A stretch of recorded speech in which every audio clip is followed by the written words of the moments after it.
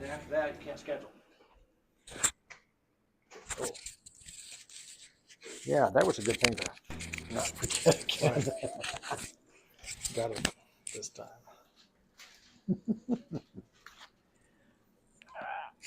All right, so what are we covering today?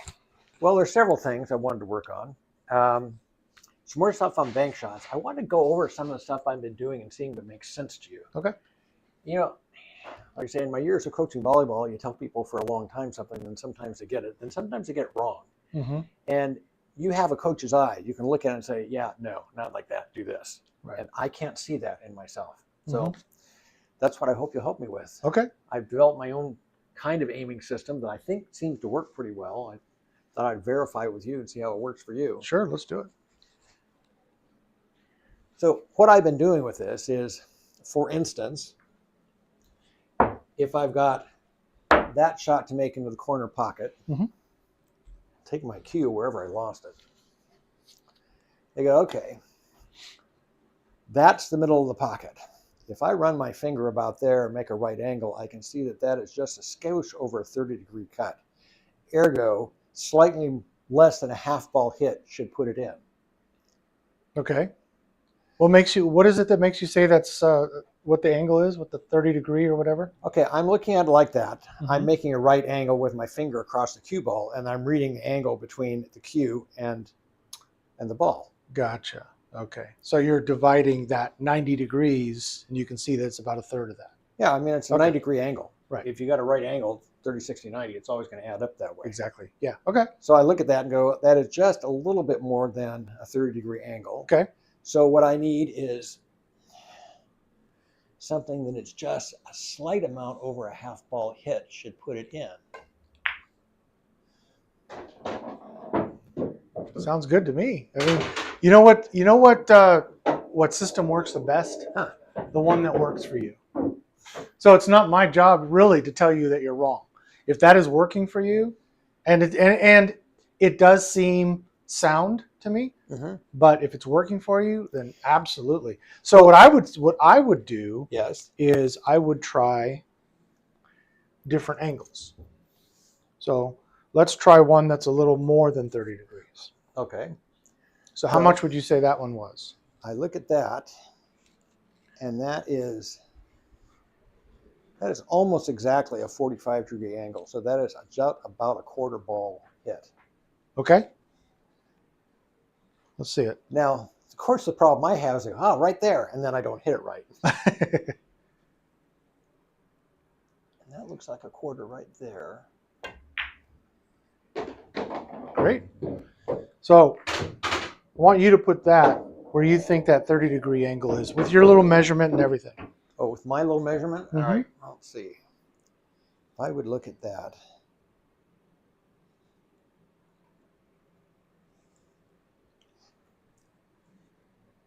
I would say that's about 30 degrees. Okay, let's figure it out. So this, what we do is we put this right here. This part right here represents the ghost ball. That's where you're aiming to, right? And what's really cool about this is aiming. So we aim this at the pocket. I want to make sure that that's aimed right at the pocket. So yeah, just a skosh more to that way. Okay, so that's at the pocket. And then what we'll do is we'll point this at the cue ball. The cue ball. And that is about, you can come over here and look at the number.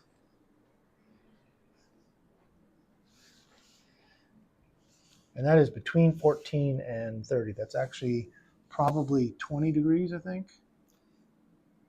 I think each one of those black lines is 20 degrees. So aimed at the ball. And this is aimed at the pocket. Well, not foolproof now, is it? So what I want you to notice is that red line. You see it? That red line is the path of the center of that cue ball. You see where it's aimed on the one? So you're not aimed at the half ball. You're aimed. I'm aimed at probably about a fifth of the ball. Now, that center line's where the center of the cue would go, right? Yes. It's a fifth of the ball. Okay. It doesn't seem that acute to me when I look at it, but then It's maybe a when I'm little. missing I mean, a stuff. quarter of the ball would be right about Uh-huh. here. And we're right? talking about a quarter. So- It's not. It's the center of the cue is aimed at it, not the edge of the cue aimed at it. Correct. Understood. Yes. Well, I'm just verifying that. Oh, okay. Yeah. So I want you to try. Now you had said that this is about a 30-degree angle. Uh-huh. So I want you to try your shot where you thought it was a 30-degree and you're aimed at the edge. Let's see what happens.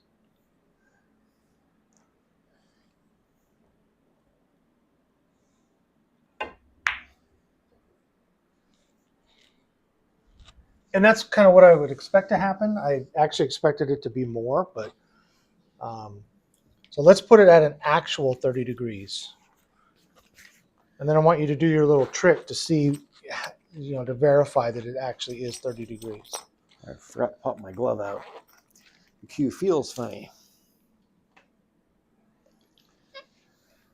And if we do a longer shot, it kind of amplifies the differences. Or makes the pockets smaller, Exactly. according to Dr. Dave. Yes. Okay, does that look right? Yep. Okay. So now we're going to turn this to 30 degrees. That's 30 degrees. So you can put the cue on that line, anywhere on that line. Okay? Okay. And if you do a half ball hit, now do your little measurement there. Boy, I'd look at that and think that was much closer to 45 degrees than 30. Yeah. Huh. Okay, we'll try the half ball hit and see what it does. Okay? Now, we talked about friction, right? Do you remember talking about friction? So like when you hit the ball exactly right there, coming at an angle, instead of it going precisely along that line, it actually the friction kind of pushes it this way a little bit, right? Okay. These are relatively clean balls, so you're not going to get a lot of that, but you still will. So my prediction is if you do a proper half ball hit on this, that you're either going to hit this part of the pocket and make it, or you might even hit this point. Let's see what happens. Do like a medium to slow.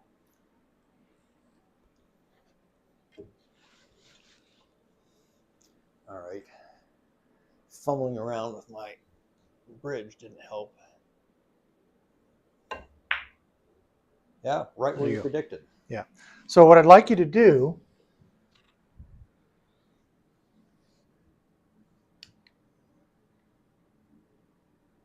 is that right? Okay. Go ahead and put it on that line. You can get a little closer if you want.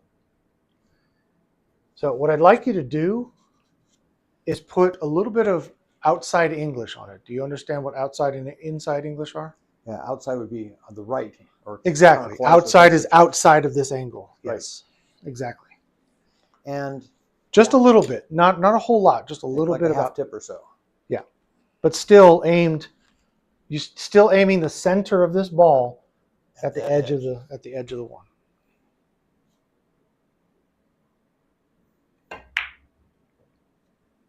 Closer. Yeah.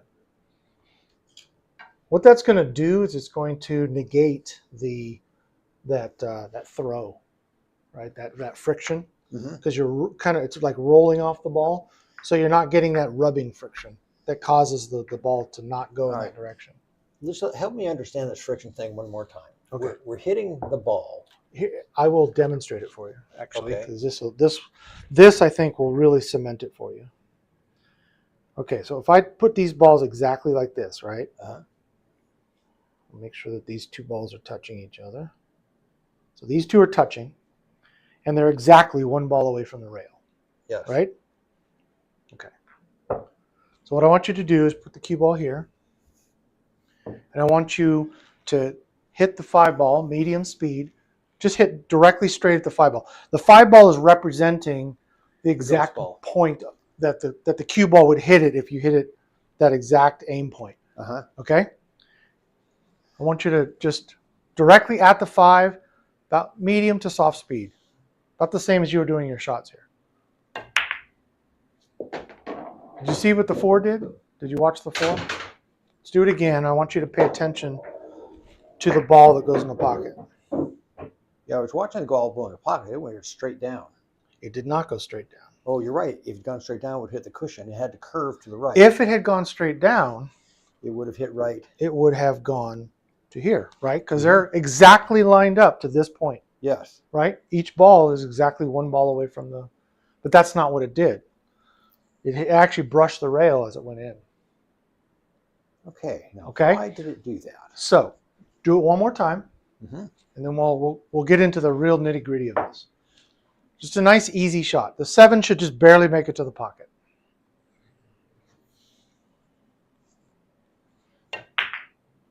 Ooh, look! Do you see how it hit the rail like right here?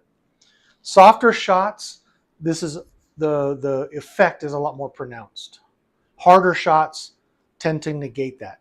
When you get a nice strike on it, the friction doesn't grab as quickly and as much. So if you do this, let's do one more shot. I want you to hit this one a little harder.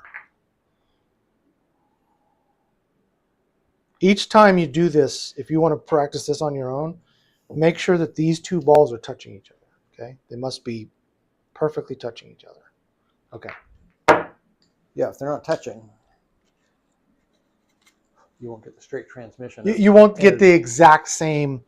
You'll still the same thing will happen, but we're going for precision here to really demonstrate this. So hit it a little bit harder, but watch the 11. Okay, so it still moved towards the rail, but it probably went about. It was about there, right? So it came in, but not as much. When you hit it softer, it actually hit the rail. First time it hit right here. Second time it hit right here. So basically, what is happening here?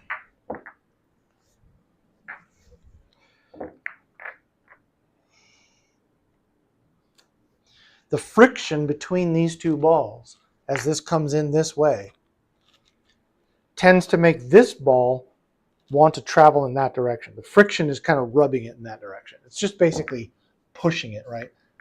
In that direction. So it's not spinning it, it's just the friction is most of the energy of this ball hitting this ball sends this ball in that direction. But a little tiny bit of the energy attributed to friction between the two balls is making it travel towards the rail. Now here's a really good demonstration of this for you. This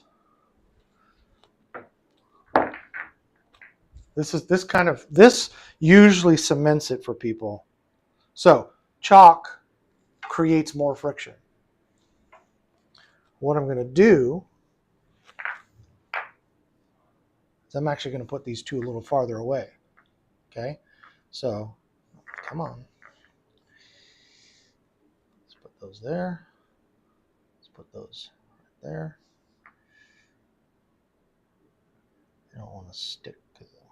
Okay, so what I'm going to do is I'm going to take this, I'm going to put some chalk on there. So now there's a dirty spot between the two balls. Which obviously means dirty balls act different than clean balls. Exactly. That's why I told you these balls are clean, relatively clean and polished. They're not going to be like, bar table pool balls are.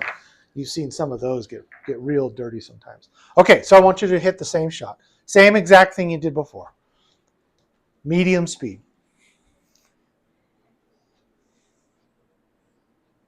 Before you do, I want to ask you, how far do you think this is going to deflect?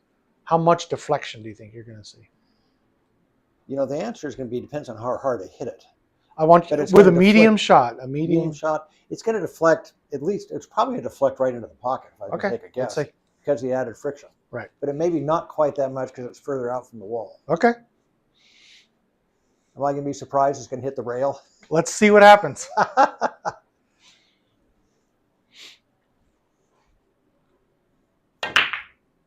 It hit the rail.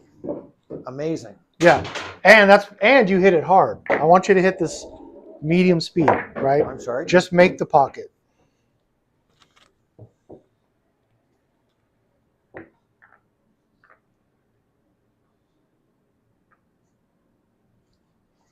What do I do with the chalk? Here we go.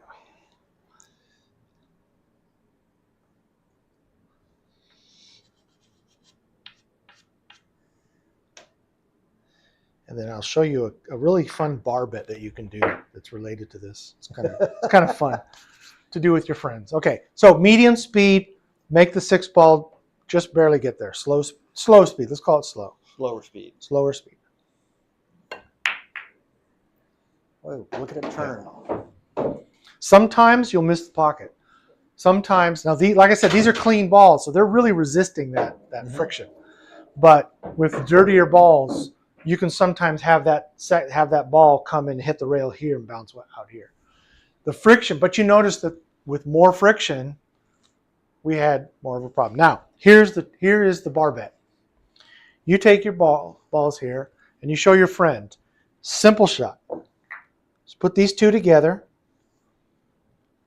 Hit the 10 ball dead straight, make the 7 in the corner.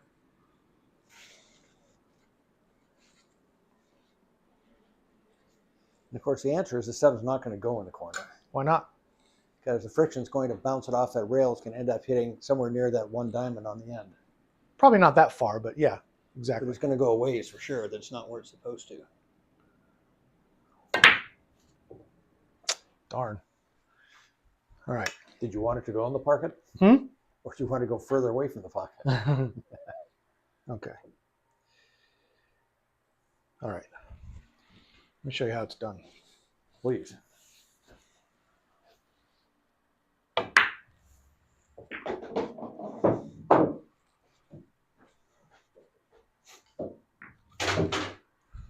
The thing that most people miss is you go and put a little spot right on the ball, and that little bit of saliva makes it nice and slick. There's much less friction, so that effect hardly happens at all.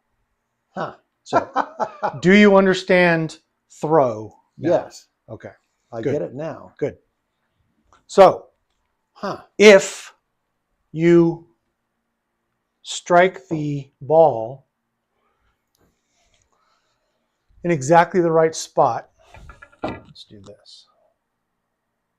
Okay, so I'm going to aim it right at that spot right there. If you aim it there with right-hand English, the ball's not going to throw. And the reason, outside English, the reason for that is you get a screw motion. You kind of get a gearing motion, right? Which will tend to turn the other one the other direction. Right. So, and make up for the difference. What these are called, when I shoot this like this, and I'm going straight into the pocket, but I'm cutting the ball, so it should go in the center, but it doesn't. It went off to the side. That's called cut-induced throw. Cut-induced throw. It's throw. The ball gets thrown, right? That's what we call it, and it happens because of the cut, right? I'm cutting the ball at an angle. Because you're cutting it, it's coming in an angle and inducing a spin. Is that? Well, it's not inducing a spin. I mean, it is, but essentially we don't care as much about the spin that it's inducing as much as the cut or the throw that it's inducing. So instead of going straight at the pocket, it is getting thrown off to the side. And that's because of a friction effect. Because of the friction on the cut. Okay, because the friction is pushing it this way. Right. Okay, that makes sense. As so opposed cut, to spinning it. A cut shot being an angled shot, right? So cut-induced throw. This is the same effect. Now I want you to stand back and look down the line of these two balls and watch what happens.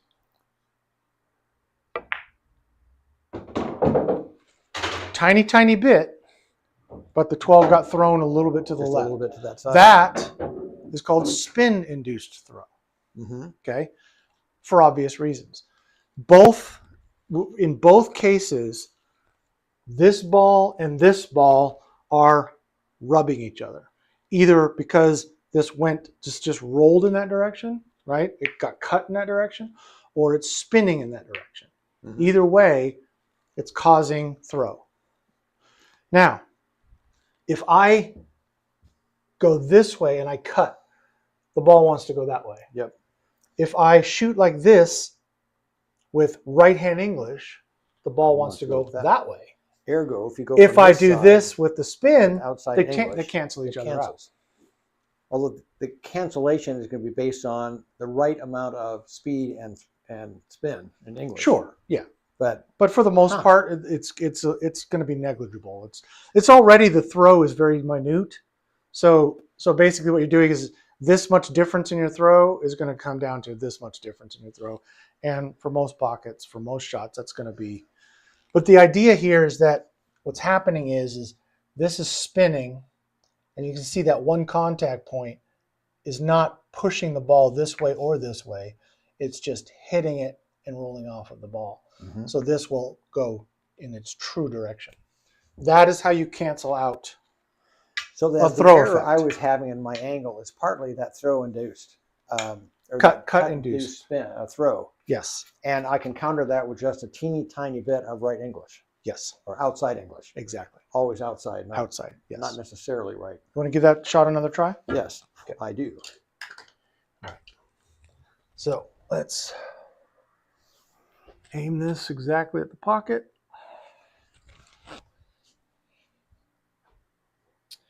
Let's aim this at 30 degrees. Let's put our ball here. Got your cue ball on that line.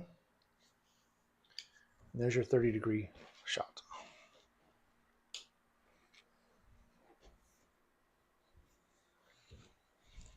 Okay, let me see. That is. Remember also that softer shots have more of a throw and harder shots have less. So if you can afford to, hit it a little bit harder. There you go. Bang. Just like the man said. Makes sense? It makes great sense. It probably helps explain why I've been missing more shots that I thought I should be missing, because the angle looked right and they just didn't go where they're supposed to. Rather than do this method, my suggestion might be to use the peace sign method. Dr. Dave's Firm, method. Exactly. Firm but relaxed, right? Not like this. Just that's about 30 degrees. Yeah, so what you want to understand, if I'm looking at that, how do I set up that angle? Because it looks like it wants to be an upside down peace sign. So what you're going to do is you're going to point this finger at the pocket with the joint being on top of the ball. Okay. So like this. And you can see the line of this finger is where the cue ball is. Right? Oh, I see what you're saying. Got it. See, that's the opposite angle that I've been looking at. So if you go like that. So your index finger should be, the base of the index finger should be here and pointing at this pocket. Then this one should show you the angle of the cue ball at 30 degrees. So if your ball's over here, you know it's more than 30 degrees. Right. And if it's over here, it's substantially. I mean, it's obvious, but it's less than 30 degrees. So you can kind of figure out where 30 degrees is. All right, so the base of that goes there. That goes there. I have trouble seeing that. I can do it this way, and it makes sense. Yeah, right. But you want to get used to doing it like this. Just remember to point to your index finger is the line that the ball is traveling. The object ball. Right. Your middle finger is the cue ball's path. Okay, so I look at into that ball, and it appears to me that that's substantially more than a 30 degree.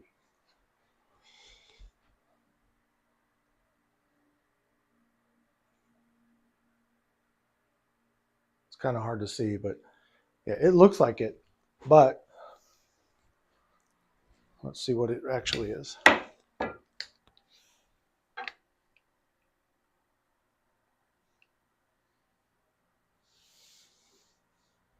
It's actually a little bit less than 30 degrees. Really? No. Yeah. 30 degrees would be right there. All right.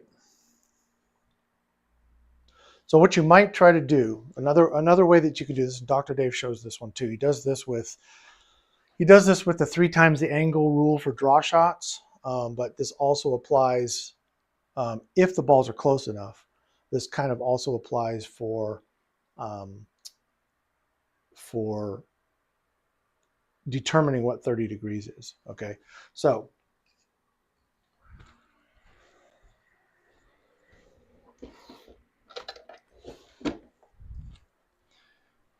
So this is the line of the shot. Uh-huh. This is the tangent line. So what you want to do is you want to try to visualize that in your head, Okay. right? And what you can do is when you see that, you can divide this up into thirds, right? Divide it in half, there's your 45-degree angle, right? That's an interesting way to look at that. Mm-hmm. If you divide this up into thirds, so you can kind of go like this. You can go 1, 2, 3. That's about right. So this should be about 30 degrees. Uh-huh. And if we measure that, that's pretty darn close.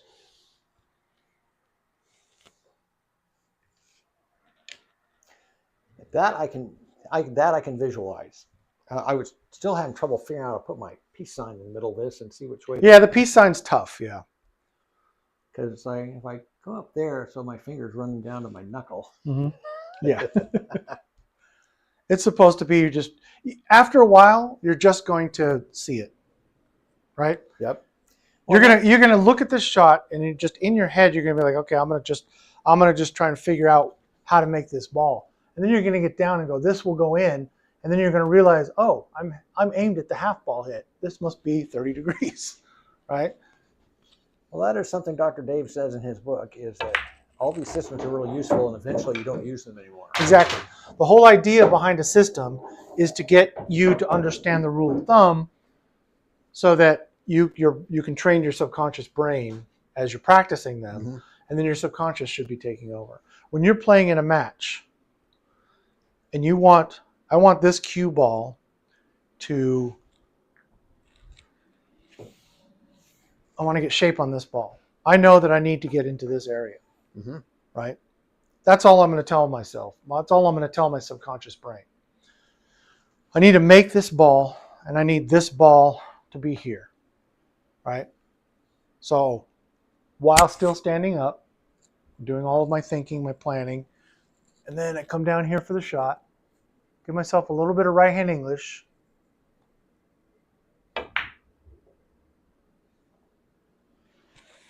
Now, Better if I make the shot, obviously. Yes, but in planning for the cue ball, Mhm. we know that when it compacts here, it is probably got enough forward roll, you're going to be a 30-degree offset and not a 90-degree offset. So that puts it about there. What do you, can you Let me clarify back up. what you're talking about? Yeah, please. Let me go through the 30-degree rule and tell you what I think I understand about it. Okay. If I hit this ball with no spin, it's a stun shot, so it's not rolling. Mhm. It is going to come off at 90 degrees from which way this one goes, which is that way. Mm-hmm. If it has forward roll, it's had a chance to develop a natural forward roll. It's not going to come up 90 degrees. It's going to come off more like 30 degrees. And if I add some forward roll more, it'll come off a little less. I give it some backspin, it'll come off a little more. So that's my understanding of 30 degrees. It's the 90-degree rule only works if there's no roll in cue ball, and it's a medium shot, I think you said. Well, the speed of the shot doesn't matter. If the ball is not spinning, it's going to come off at 90 degrees. Yes. Whether it's slow or fast or whatever. Okay. When it has forward roll, natural forward roll, whether it's hit hard or soft, it's going to come off at the same angle. The difference is how far is it going to go along the 90-degree path before it bends forward into that angle.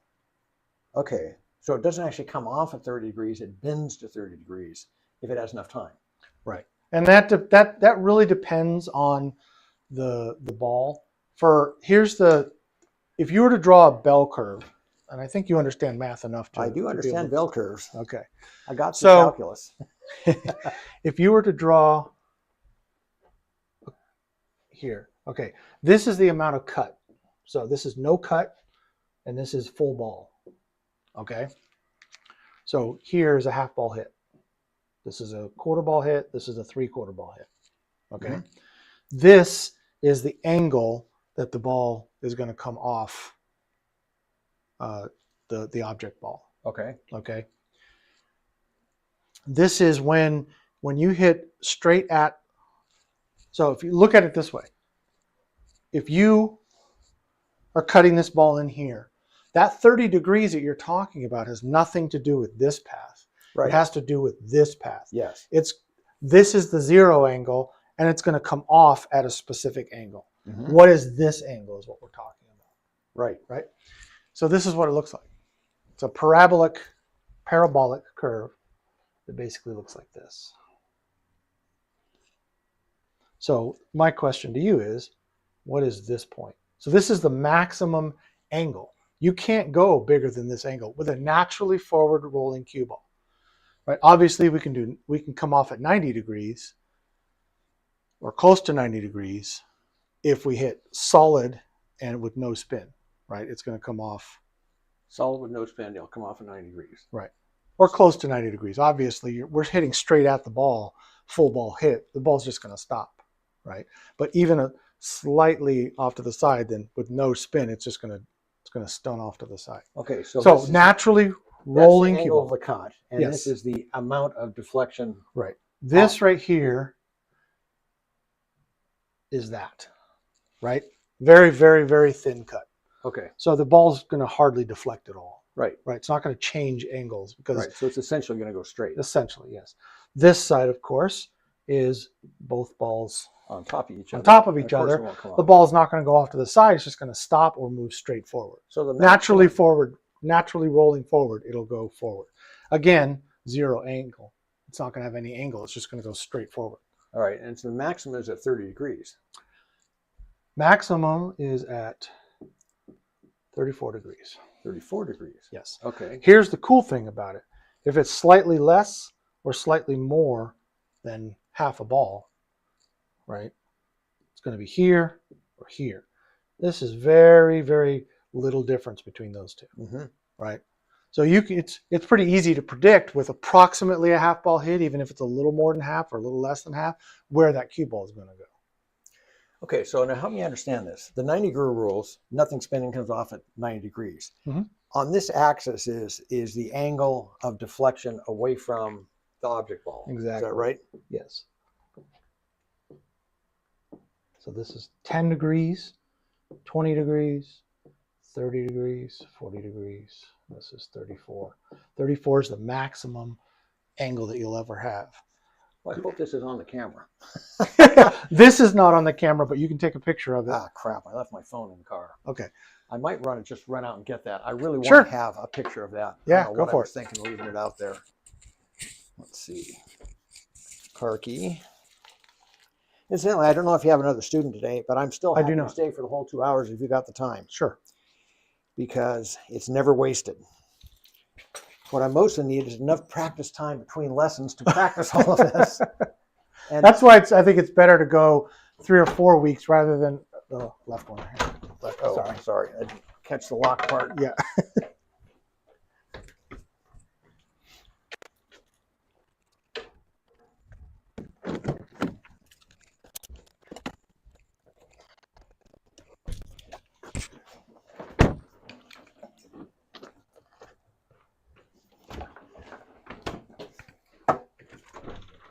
Yeah, I couldn't agree more with having time between lessons. It takes time to digest and time to practice.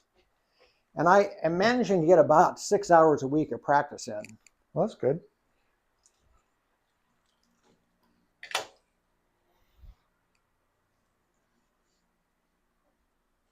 So this makes sense to you, right? Yeah, this makes great sense to me. So what you were talking about here is you're shooting like this.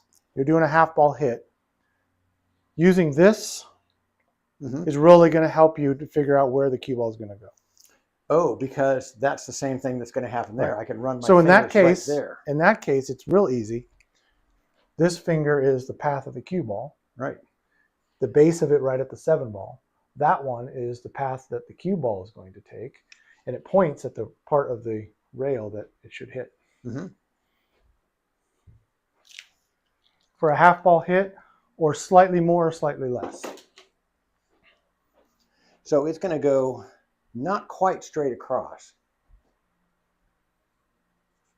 Now, you managed to bring it down here, so it went off here and down this way. Mm-hmm. I put right-hand English on it. Yeah, I was trying to think, what did he do to make that happen? Because it looks to me if I just hit it straight up, it would bounce straight over and then come back. Well, try it with. See what happens when you just don't put any English on it at all. Okay. Just shoot the half ball shot, put it in the pocket, and see where the cue ball goes. Still comes down this way a little ways. Mm-hmm. So all I did, because it's basically going towards this pocket, all I did is give it a little bit of spin to make it come down here. Mm-hmm. Well, that's something I've certainly spent time working on is watching where the cue ball goes and trying to plan where it goes. Of course, it's better if I actually make the shot.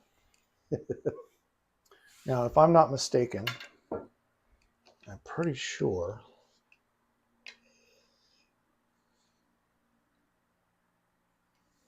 Yeah. So that right there. So if you put this on the diamond, this ball on this diamond, Mm-hmm. one diamond away, then shoot. So this is on the diamond here. Just split that. That's a 30-degree.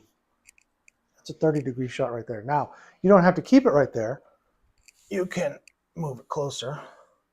And what's really cool is that's about a little less than half. So if these two are parallel on the diamond, right? Mm-hmm.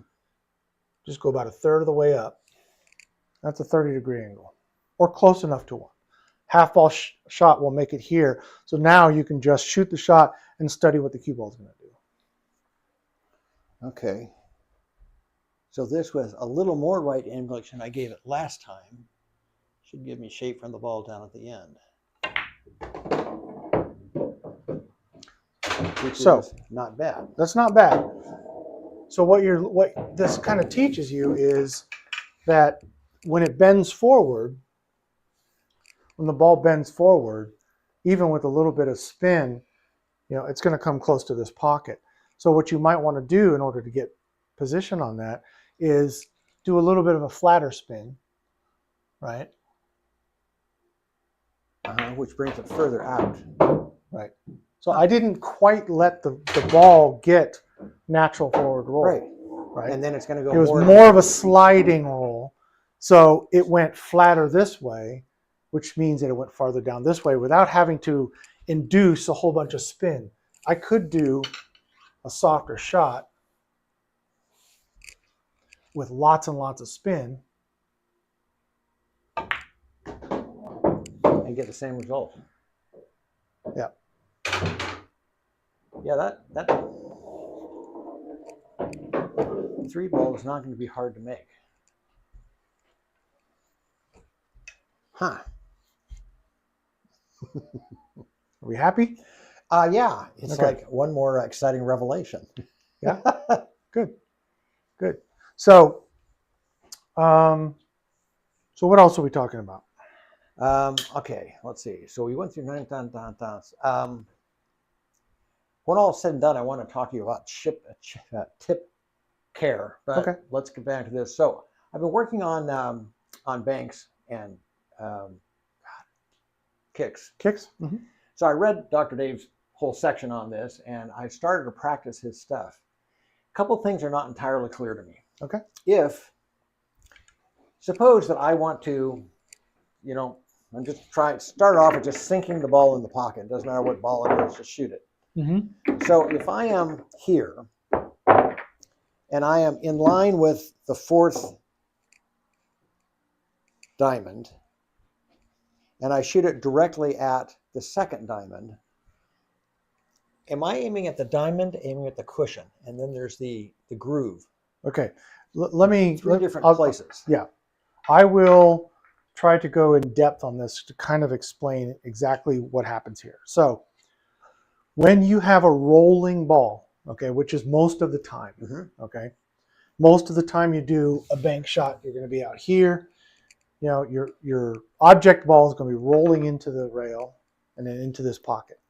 Unless from here you slam it pretty hard, or this ball is right up next to the rail. Yeah. Then it's sliding. It's what we consider a sliding ball rather than a rolling ball. So Make that's sense? why if you hit it hard, you get less angle. Sort of, yes. Okay. And I'm going to explain that. Yeah, please. Okay. First thing I want to tell you is that the angle going in and the angle coming out on a sliding ball, when you hit it hard, is the same, right? So the angle in is the same as the angle out On a sliding ball. on a sliding ball, Okay. okay? And that angle is measured at the point of contact, or actually from the rail, the contact point on the rail, because that's where the ball stops and then turns Right. around and goes this way, right? Okay. We always measure from the center of the ball. So from here to here, it's going to end up there. If you shoot this ball into this rail hard, it's going to come out right here. Mm-hmm. Okay, that's the equal angle in and out. If it's rolling, so now this ball is rolling into this position, it's going to come off at that angle, but it's still going to have some of that forward roll. And what's going to happen is that forward roll is going to bend it. Not a lot, but enough to change its destination on the other side of the table. So let me just think here. The ball is rolling this way. When it hits, its momentum is rolling it that way, as opposed to immediately going and rolling that way. Right. Right. So that's rolling that way. It comes off that, which is going to bend it away from the angle. Okay. Right. Yep, that makes sense. Now it's not going to be very much. Here, pick that up. Oh, sorry. So if it ordinarily would reflect and come this direction, the ball is going to come along that line, but it'll kind of do this. Right. It's not a lot, but it's enough. So how do we compensate for that? We compensate for that without worrying about it. We just measure from diamond to diamond, right? When this ball, so if I do this shot here, Dr. Dave has taught you, and I have taught you that, okay, my diamond is right here, right? Because it's here and even with the nose of the rail. So the diamond is from here to here. If I shoot this, now mine I know comes up a little tiny bit short, but every table is different. But if I shoot that, it goes in the pocket. But what happened here? So I shot it like this. I want you to stop this as soon as it gets to the rail. Okay. It's not here. It's over here. Right? And so that makes up for that by so, bringing it in. But what happens is it ends up in the pocket. So when I aim it, it's actually aimed from this diamond to this point on the rail. Should end up right about here. And if you hit it really hard so it was sliding, it would do that. It would.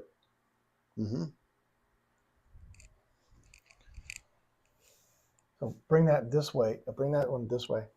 So if I shoot that exact line and it's sliding, it comes up short. Okay. So the diamonds compensate for that, right? Are they always that distance from the cushion on every table? Pretty close to that, yeah. Okay, that is a standard measurement. I guess the question I had, it must sort of be. Yeah. Okay. So and it's close enough that you are going to get some differences between the diamond tables and the gold crown tables, but for the most part, this system is pretty straightforward. So that diamond system, doubling the diamonds, right? So if you're aiming to, if you're going from this pocket into this pocket, that's 4 diamonds. Then we aim for the second diamond. If we're coming from the third diamond, this is the aim line. 2.5. Right? Right there. So if I aim right at that with a rolling ball, pretty darn close.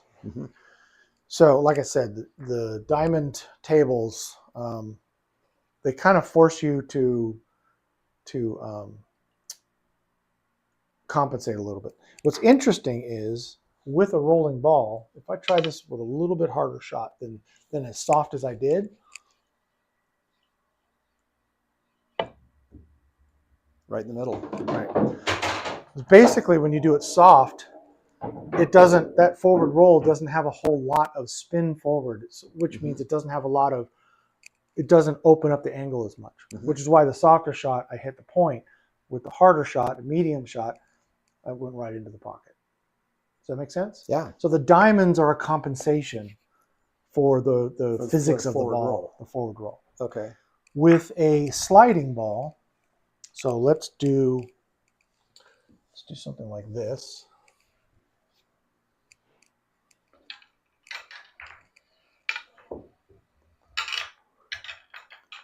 With a sliding ball, I do not use the diamonds. I use the groove. They call that the groove because it on a used table you can see that line because that's where balls create, kind of a groove there. So we measure from the groove to groove on our angles. So we want it to go in this pocket, okay?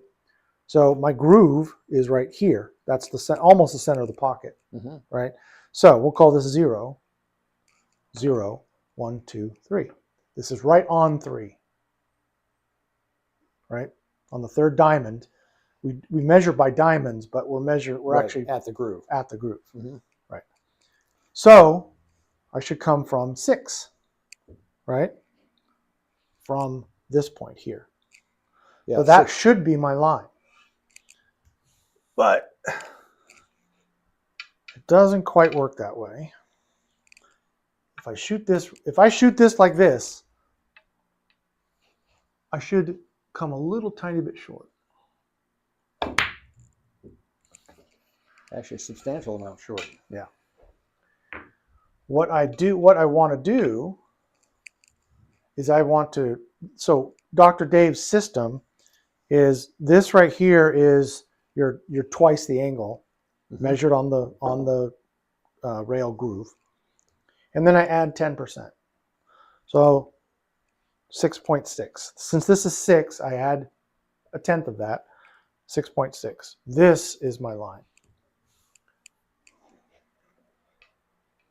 And just so I make sure that I don't double kiss, I'm actually going to come off just a little bit. It's the same exact line, and I'm still sliding into the rail.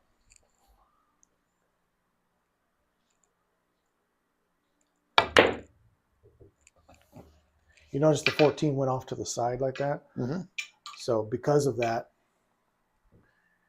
that means I overcut the 7 ball. So come straight back this way. And then right from this,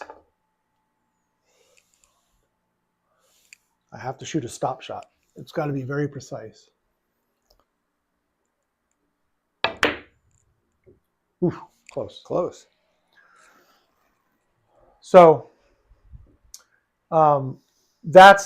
it's a complex system and it's difficult to judge, and you have to be very precise on your shots. I wouldn't worry as much about the 1/10, plus system. I would worry about the diamond system because, 95% of your shots are going to be rolling banks and kicks. Same thing with kicks, which essentially is what I did by shooting from here into the corner pocket, right? I could have a ball sitting like that and I'm blocked. So my kick would be 2-to-1 ratio.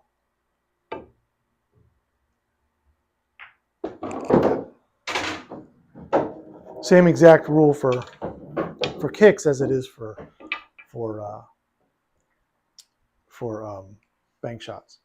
The thing about kicks is that you'll actually use the mirror system on the groove a lot if you're just trying to get a good hit. Like sometimes you might see, let's say we're playing a game of 9-ball, and after the break,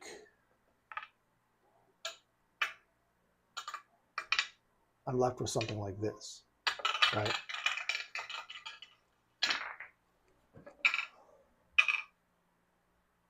Or let's say my opponent played safe and this is what he left me.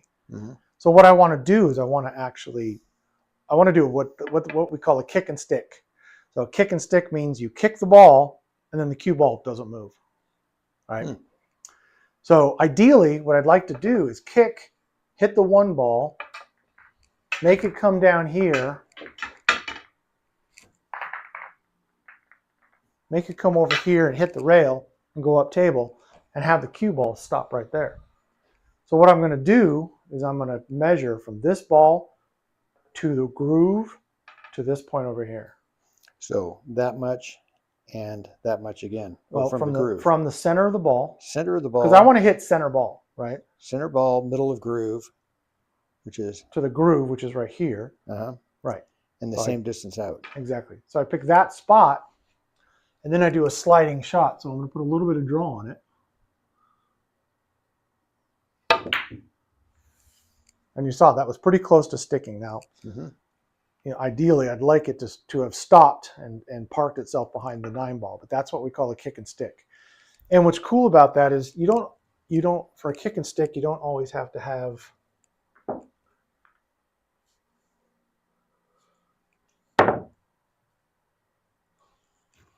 it doesn't always have to be sliding. I could do something like this. And as long as I hit that 1 ball, if I were to hit that 1 ball solid, it would just stop right there behind the 9-ball. It's a difficult shot to do. But for kick shots, you'll use that groove mirror system more than you will for most banks. For most banks, you're going to be faced with something like this, right?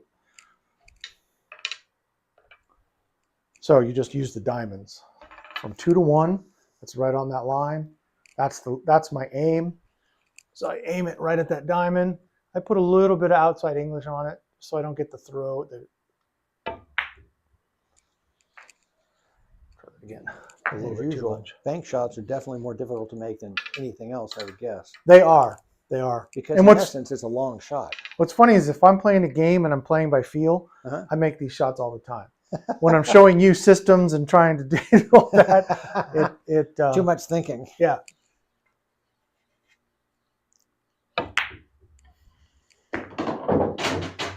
I guess that was one of the questions that came into my brain. So I've got this ball that I have to put here, and it's somewhere over here, and it's not really exactly lined up. Well, that one actually is lined up on a diamond. Let's put it like halfway. So that means I need to ideally line up, I was shooting from that's 1.5, so 1, 2, 3. So my shot would be there, so I want to hit the ball as if I were trying to hit the ball right there. My ghost ball would be there. Is that right? So that's just a little cut? Let's back all the way up. No, I'm backwards, aren't I? Yeah. So first of all, if it's lined up here, it's not lined up with the diamond, okay? Because if it were lined up with the diamond, you'd be shooting straight into the diamond, coming straight back here. That's not what we're doing. We're trying to go at an angle, cutting it or putting it into this pocket, right? Yeah. And the farther down we are, the more that angle is. Right. Okay. So let's just say arbitrarily we're right here. Okay. Okay. So we know we have reference lines that we need to use in order to figure out, you know, where our line is. Okay. One of the reference lines is 1 to 2, right? Another reference line is 2 to 4. That 9-ball is nowhere near either one of those. Yep. It's closer to this one. Well, what about 1.5 to 3? Fairly close to that. Right. What we're looking for, it doesn't matter where this ball is, what we're looking for is the line where it goes straight through the 9-ball, and that point is half of wherever this one is, right? So if I parallel shift over, now this is at about 1.25, but this one's at about 2.8. That's not half, right? So if I slide this over, I make this one bigger, that makes this one smaller, right? So about 2 1/3, and this, or 1 1/3, and this is about 2 2/3. That looks like it's pretty close. 1/3, 2 2/3. Okay. Right? The other way to do that is get to our closest reference line that we can see, which in this case is either the 2 to 1 or the 3 to 1.5. I like the 2 to 1 only because there's 2 actual spots on the rail that I can look at. If you want to, there's nothing wrong with putting your chalk here as long as it's not being used as an, you know, in some leagues they don't allow you to use that as a reference, but you can use it as a reference just to figure out your lines.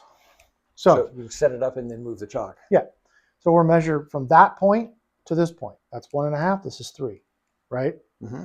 So what I want to do is find the line that goes through these two, goes right through that ball, where this distance from the tip to that chalk is half of the distance from this diamond to my stick, right? So if I go right about there, that's about an inch, inch and a half, and this is about 2.5 to 3 inches. See that? Okay, hang on, make sure I understand. I see the, all right. So that's 1 to 2. Mm-hmm. 1.5 to 3 is here. Mm-hmm. If I move that, not quite parallel, so that goes there, but I need to move this proportionally. So that's 1/3 and that's 2/3. Yeah. Okay. So then that's This is probably closer to 1/3. Think about just dividing this into 3 spots. oh, okay, 1/3, 2/3.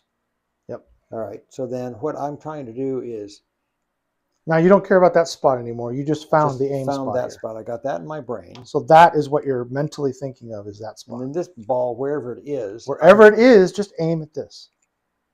well, Just aim this ball yeah, here. aim the cue to that. Because looking in the mirror puts you in that Uh-huh. pocket, right? So give that a try. See what happens. All right. Well, let's see here.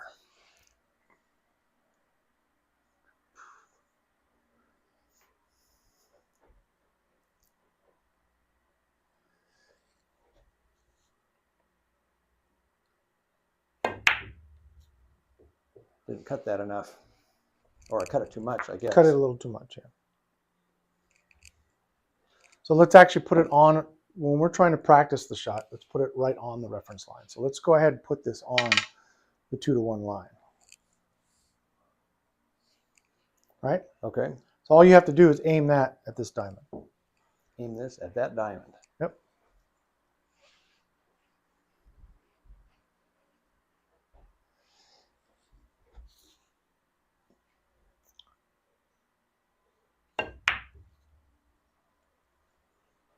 Oh, look at that.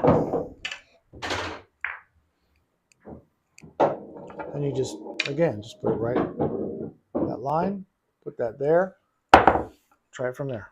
Let's try it from there. Right there. Okay. So that has to go to there.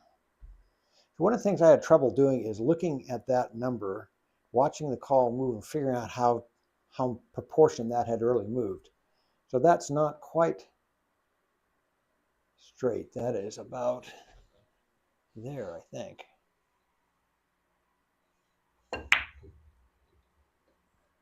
Close. Yep. With a shot like this, remember we talked about spin and cut and deuce throws? Uh-huh. So when you're shooting this, and you're not shooting straight at the ball, so you're shooting at it, cutting it at an angle, A little bit of right angle. you're putting a little tiny bit of spin on it. Well, look, so when I do that, when this deflection, I'm going to put right hand spin on this. Okay, right hand spin puts a little bit of left hand spin on this, but it also throws it to the left a little bit, right? Watch what happens. It's going to hit the rail, and then when it comes off the rail, its action is going to be magnified. See that? That tiny, tiny little bit of spin. I can even show you like this. Ordinarily, if I hit this right in the center, you're not going to get any wobble of the stripe, and it's going to hit there and come straight back. But if I give it slightly left-hand spin, so you can see the stripe wobble, you can see how much that comes off. Doesn't take very much, does it? It does not. So when you're doing these shots, when you're doing your bank shots, you really need to master that outside English. So for this one here, that's going to be right-hand English. It's outside English because my angle goes this way, right? Right. And my cue is going that way, so that makes it outside. Right. So I want to shoot right at that diamond, but I want to make sure that I have outside English on it, just a little bit.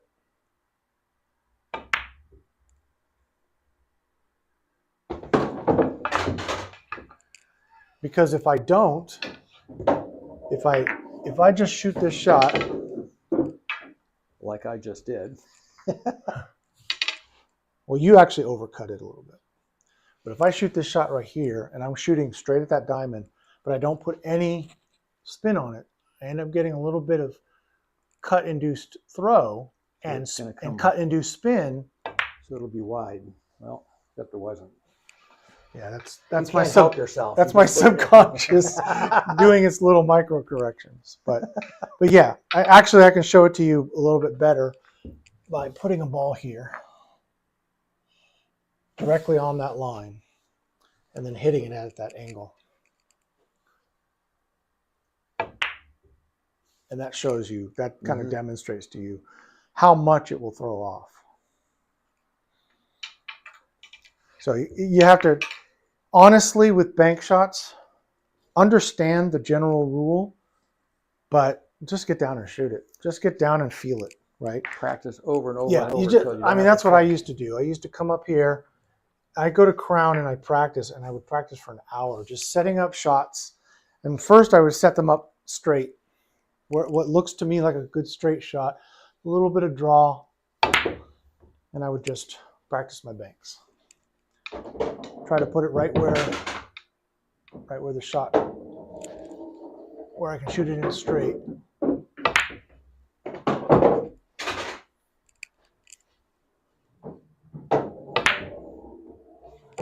And you just keep practicing those, and you find that you'll start making more and more and more, and they'll just feel natural. You'll have shots like this, and this is a shot you'll get in a game a lot. Something your opponent leaves you something like this, right?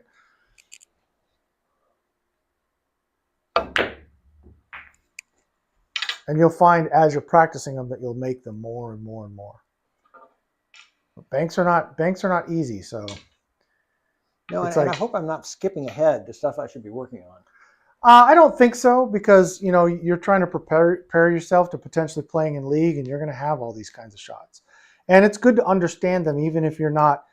I wouldn't say spend 20 hours a week practicing bank shots, but understand how a bank shot works, right? But I think you should be practicing things that that you need improvement on, practical parts of the game. The progressive practice stuff, the draw shots, the follow shots. Mastering a good follow shot, really anything that's going to get you running the table, getting the cue ball position as precise as possible. If you can make balls, position the cue ball, all of a sudden it's going to look like the table is super easy. People are going to be looking at it, oh, I could have run that out. Those were all easy shots. Well, they were easy shots because I put the ball exactly where I needed to, right? So, like the follow shot, getting it exactly in the right position for your next shot, that shot right there is very different than that one. I could probably make this shot, but I would much rather make this shot. Yeah, that one wouldn't require any effort. So the whole idea here being what you should be practicing, what you should be working on is really perfecting your potting the balls, practice different shots, practice your cut shots down the rail, set up a few shots just off the rail. These shots come up a million times in games. Cut shots from the middle of the table. Practice these. Practice from different places. So you're not just setting up 30 degree angle shots and going for the half ball hit. That's easy. Give yourself practice long straight in shots that are slightly off angle. These are some of the hardest balls to hit. Boy, that's into the certainly pocket. my experience. Because what ends up happening is if you don't allow your subconscious to shoot this shot, and you consciously are trying to think about how to make this ball, you're thinking, well, it's not straight in, so I need to cut it. And what happens almost every time? Cut it too One much. of two things. You're going to hit it dead straight, or you're going to overcut it. Most of the time, if you're trying to cut this ball, you're going to end up overcutting it. What you need to do is figure out your aim point and then deliver. Just trust it, right?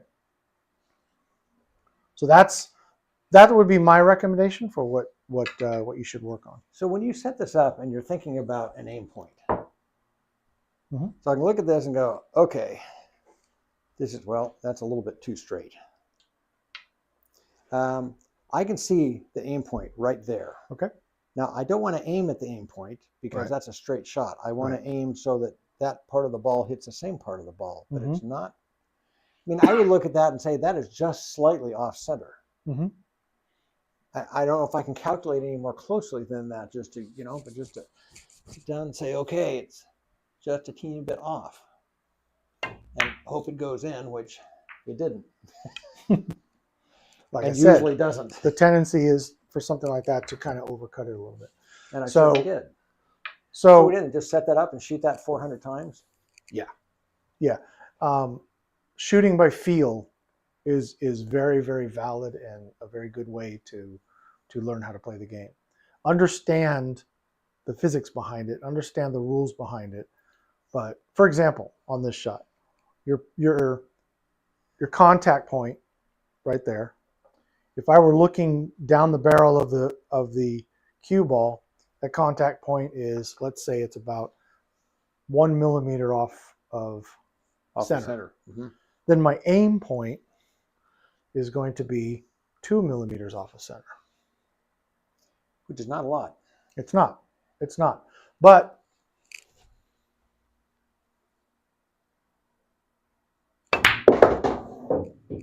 once you've done it enough, you're going to be able to. And I'm not looking at that going, okay, I think I'm aimed right at that 2 millimeter spot. I just get down on the shot and it feels right. It feels like the angle is exactly right. And believe it or not, you can actually see the shot a lot better from up here. You'll see a lot of pros do this. They'll get down like this, and they'll get up, down, up, and down. Because what they're doing is they're trying to make sure that they can see the aim. And if you compare vertically and looking at the angles, it's a lot better than, I mean, your eyes do binocular vision horizontally, right? So our brains naturally are capable of doing that. But if you train yourself to also look at different perspectives vertically, Up and down. Huh. you'll find that you'll start seeing the angles a lot better. One of the things Dr. Dave talked about in one of his videos is your vision center. Mhm. And I actually set up his whole drill with little leveler and everything, discovered it's right down the middle of my right eye. Oh, yeah? That's where I'm comfortable. It's my dominant eye. Go ahead and He goes right get down down the on middle. this shot. Let me try something here.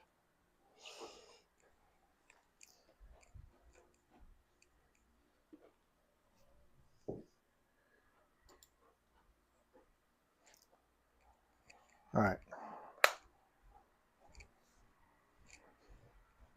So I want you to get down on the shot, but don't shoot it. I'm just going to take a look at you. All right. Let me flip this. Okay.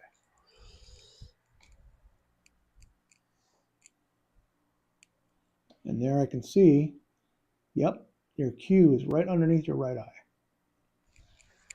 That's how I looked at my camera too. Yeah. I don't know if that's the right thing or the wrong thing, but it certainly seems to be where I align, because I tried switching to the middle and I tried switching to the left. I moved it around a lot like he talks about in his video. Still comes back to the same place. So I can see the angle.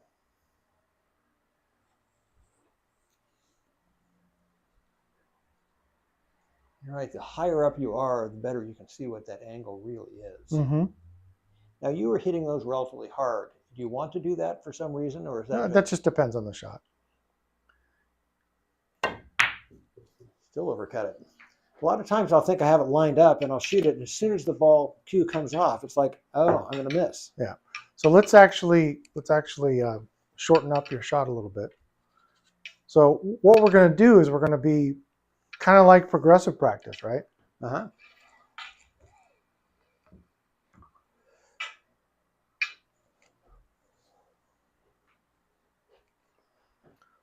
Make the shot a little bit easier, practice that shot, and then as you get good at it, start Move it pulling back. a little bit.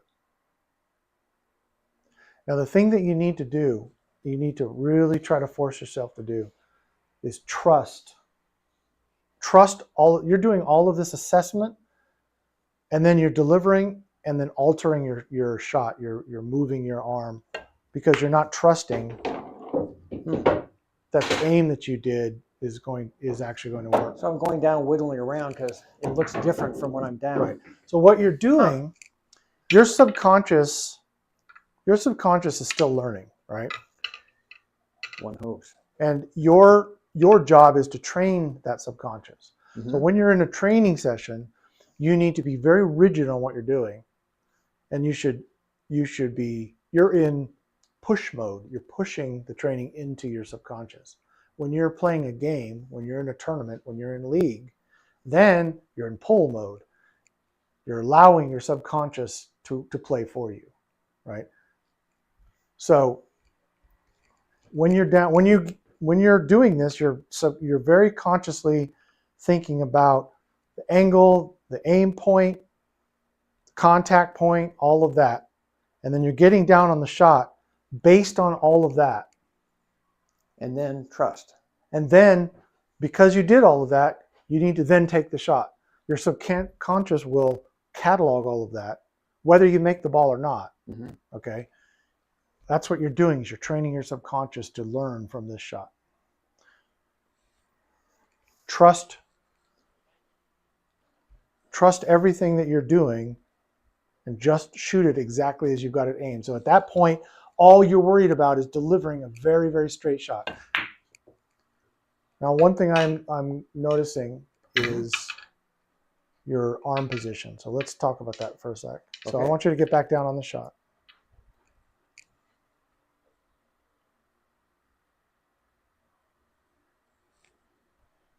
Q-tip all the way to the ball. Okay. There you go. That will change things, won't it? Yes. Now, the last thing you're going to do before you deliver is this going to make it? The way I have it aimed right now, am I going to make it? If the answer is not an emphatic yes, then get up and adjust. And the answer was not an emphatic yes. It was an emphatic maybe. That's going to make it, though. Okay. So, I thought it was.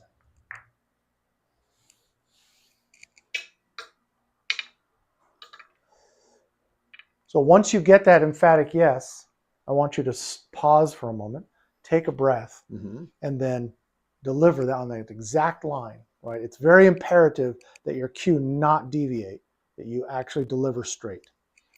And I'm wondering if that's part of my problem, is wiggling around a little bit. You are wiggling around a little bit. And I think you're allowing your subconscious to do corrections. You're trying to force, that's why I say you need to be very deliberate about delivering a straight cue.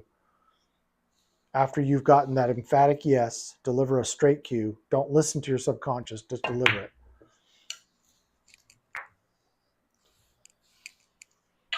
Recognize that you overcut that, but don't analyze more than that. Don't think to yourself, I've got to undercut the next one, right? Just do the shot over again.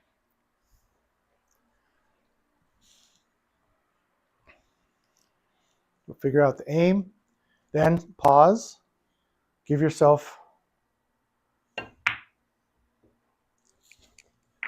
That's weird that I keep overcutting them. Train, okay. Brain, train. It's okay. You are training. This is one of the hardest shots. An almost straight in shot is very difficult. Okay, stop. One thing I'm noticing that when you get down on the shot and you're coming up, see, watch my cue. This is what you're doing. Oh. Right? So if you're going to come up, just come up. Don't worry about your cue, okay? And then get back down on your shot. You want to make sure that your aim, that you're seeing the line, but you don't want to move your cue off the line and use your cue to figure out the aim, because it's going to really screw you up.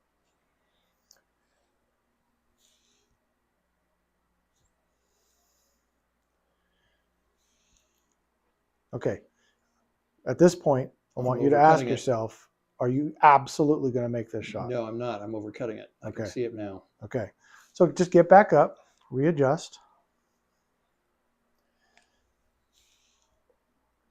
Now, ask yourself, am I going to make this shot? Yep. Okay. Now, I want you to focus on delivering a very, very straight cue. And that's the process that you need to be doing when you're practicing this. Okay. Deep breath, straight cue. Yep. So your assessment each time should be do all of your pre-shot routine, get down, aim the shot, and ask yourself, am I definitely going to make this? Mm-hmm. Once the answer at that point is yes, then take a breath and focus on a straight delivery of your cue. And this is true on some of the most difficult shots, right? Sometimes you're faced with a straight in shot like this, and you got to go over another ball. And so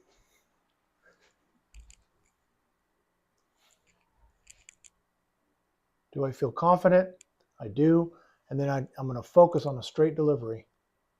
And the reason I do that is at that point, I'm not even aiming anymore. Mm-hmm. I know I've already aimed. I should be able to just close my eyes and shoot the shot as long as I deliver straight. Exactly what I have set up, I need to deliver that exact straight. Because as soon as I doubt myself and I don't give myself an emphatic yes, then I'm going to swerve and, hit the ball to the side or, and for a long shot or a very, very slight angle shot like this one, that makes all the difference. Yep.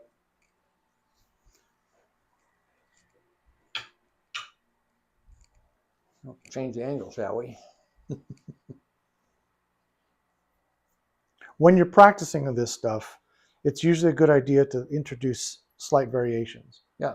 It's great, setting up shots like Dr. Dave does with the little circles, and setting up the same shot and trying them out. But when you're doing something like this, you're trying to train your brain and then it's a good idea to introduce little variations so that you're focused on all the prep and everything, not on delivering exactly the same shot. The same shot, yeah, makes sense.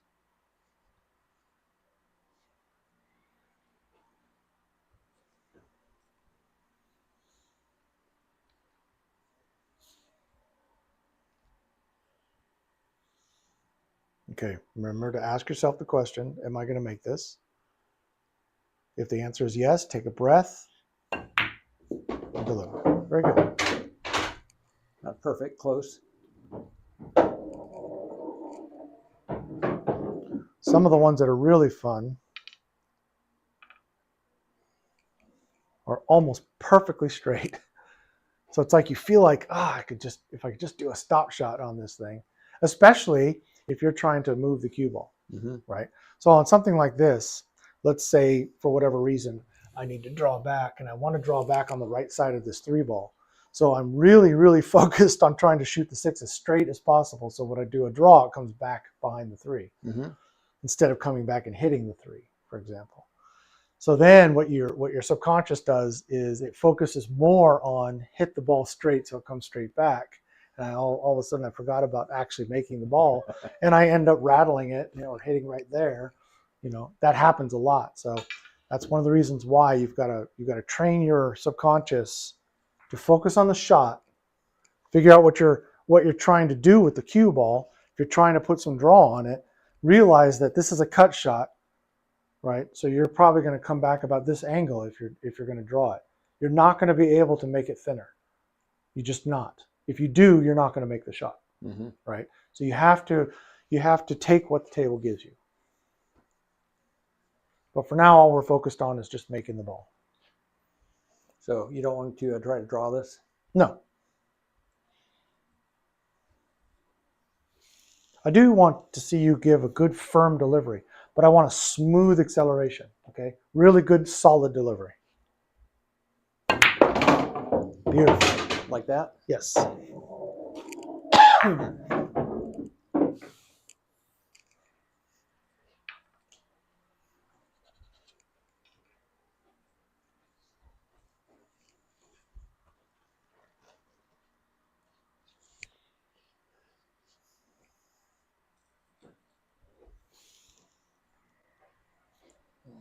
that's not the right spot.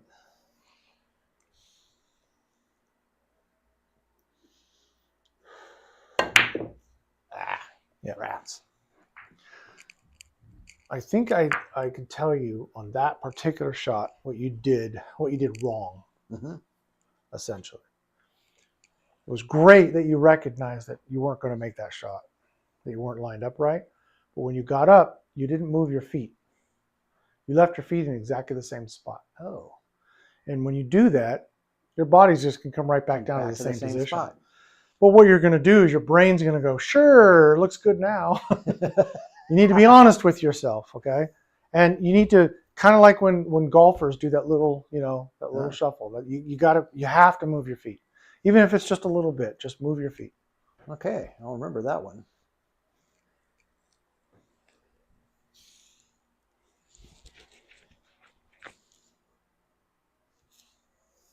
Move your feet. How's that feel? Feels like my arm's not in the right spot. How does the aim feel? Aim feels perfect. Okay, deliver. Nice.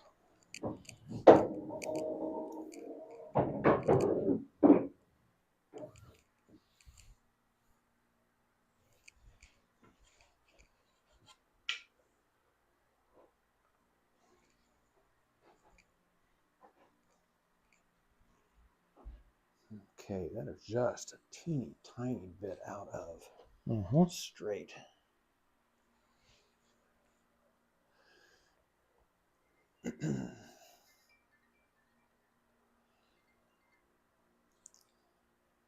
Sorry, slight distraction. No worries. It's one of the things that happens to me at the pool hall a lot is I'm getting ready to shot and somebody steps right in front of me. Yep. One of the girls hits the head next to me.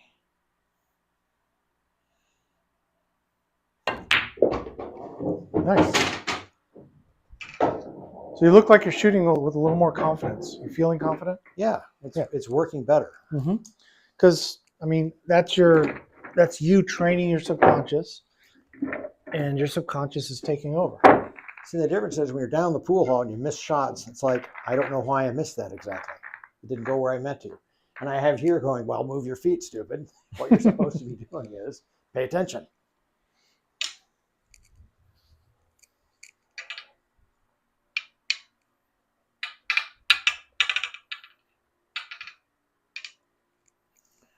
Well, that's going to be a fun one. That needs to go straight. I'd like you to put a little bit of draw on this shot too. Okay.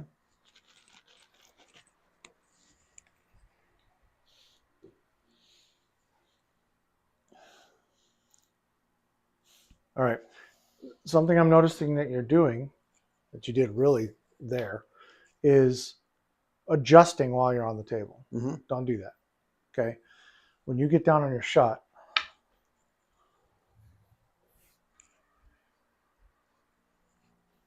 you don't want to be adjusting.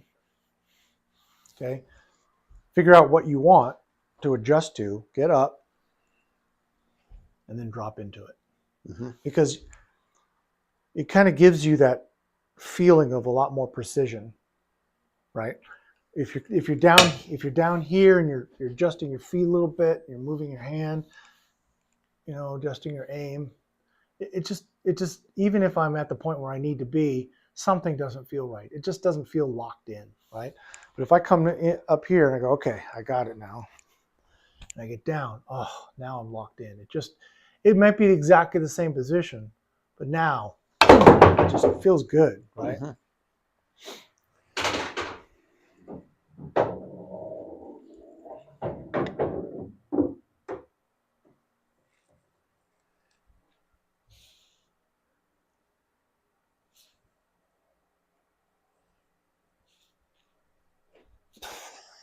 Move feet first, then come down. No, that's too much. Too much cut.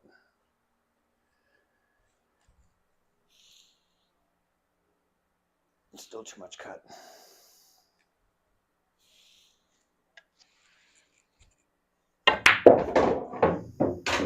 That's perfect.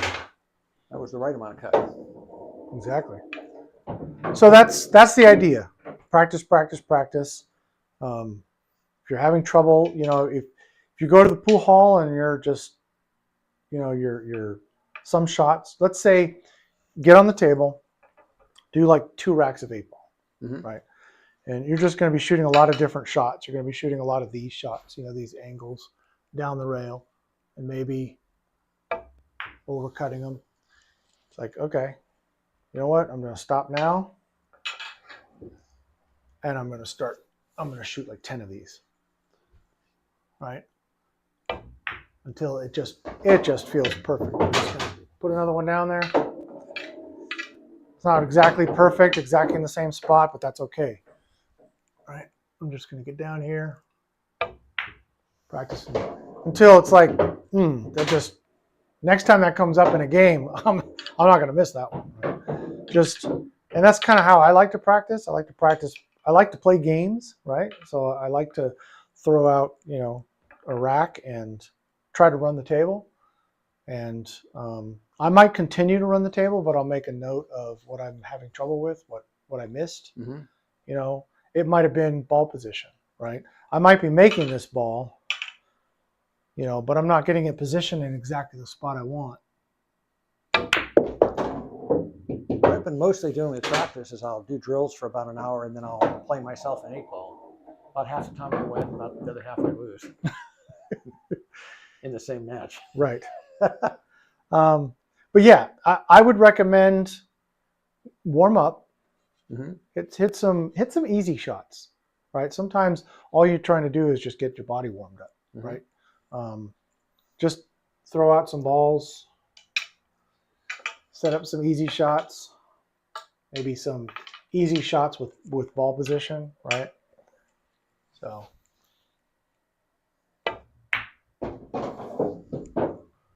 another easy shot, and I'm just warming up, right? Then play yourself a game of 8-ball. Take a note of what balls, maybe even in your notebook, write down a quick diagram of the shot that you have. Didn't work. Right. Sometimes you want to practice your down the rail shots, right? Maybe you're having trouble with this shot for some reason. Just on the rail, it's right on the rail, and you're having trouble running it straight down the rail.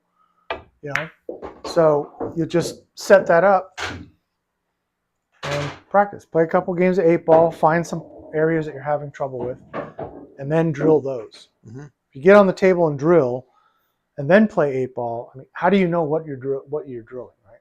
Good point. Right. And there's a lot of different things to practice on. There's cut shots, there's straight in shots, there's bank shots, there's draw shots and follow shots. That's what the progressive practice is all about. Progressive practice does not have to be exactly the same shots every time. I set up them up some. Yeah, because there's a lot of rail shots they have set up in those, just down the side. Yeah, like maybe instead of a boring slight cut, go down there. Maybe I'm going to give myself more of a cut. It's a harder shot, but I'm going to give myself more of a cut. I'm going to hit the side rail and still try to put it in the same place. Right? And I'll practice it that way. Or, with the draw shots, I set up my draw shot here, but maybe I had to put it farther out in front of the pocket. I'm still measuring myself with the diamonds, right? I'm still on this diamond, but now I'm just out in the middle of the table practicing my draw, and I want to see if I can draw it straight back to me. Oops. So even with the progressive practice, there's some variations that you can do, and those are good to do because you might start getting really good at shooting all those shots down the rail, but you didn't practice anything else. Not that many in the game. Right. You had mentioned wanted to talk about tip maintenance. Oh yeah, if I could just a minute. I got some little tools, but I don't want to damage anything. So I thought before I start grinding away on my tip, I'd see what you had to say about it. Sure. So the stuff I got this, which is a nickel-shaped grinder, and I've got this little gadget. I didn't bring the other little thing you kind of put on. I guess it's supposed to take the mushroom out. It's just a little tight thing. You sort of. Anyway, so I would assume that you take that and you hold it exactly horizontal and just spin it until it's all the same color. Now, do you want to keep doing that? You don't necessarily want to spin it. You have a very, very slight mushroom, but it's not. I don't think it's enough to really worry about. You have a nice diameter on this thing, so it looks pretty good. But if it gets a little flat, then that's when you want to take this. And what I would recommend is you kind of hold it, push down like this. This is how I do it, and then you kind of grind it down like that, and then turning your tip. Okay, as opposed to spinning it. Right, spinning it is gonna cause a pattern to appear on there, and you want it to be a little more random than that. Okay. There are some other good tools. I'll show you some of the ones I have. And then this thing has, they call it a roughening. I guess you use that to rough it up so it'll take chalk better, but I'm not sure how much you'd want to do that. Talking about the pick? Oh, well, this one here? Yeah. There's that one, there's this end, and then the pick's in the middle. Right. So yeah, that's all of that is to the pick. So basically what happens is you got layered leather right there, right? So what happens is with a lot of pounding the ball, it kind of flattens everything. It really pushes it all together. So it's a little harder for the tip to hold chalk. So the idea behind the tip, the tip pick, and the rough stuff and all that is to just kind of make it so that the leather will hold chalk a little bit better. So you're not putting holes in it. What you're doing. Oh, so you don't roll it through. I mean, basically what you're doing is, yeah, you're kind of doing the holes, but you're not pushing it too hard. You're not trying to put deep holes in there. What you're trying to do, what this does essentially is kind of lifts up the leather a little bit. Just gives it a little bit of a rough surface so that it holds chalk a lot better. So is that a better thing to use than this one or that one? It's got all three of them, and you don't want to. You don't some way. You don't want to grind down your leather because then once the tip gets down to a certain point, you need to replace it. So the tip pick is the least damaging. So I would use that more than anything else, I think. Okay. So they have, of course, the tools you got there. I've got this tool, which is very similar to yours. It's got, along here, it's got all the different radiuses. So I can actually not only figure out what radius I want, but I can actually measure what the radius is.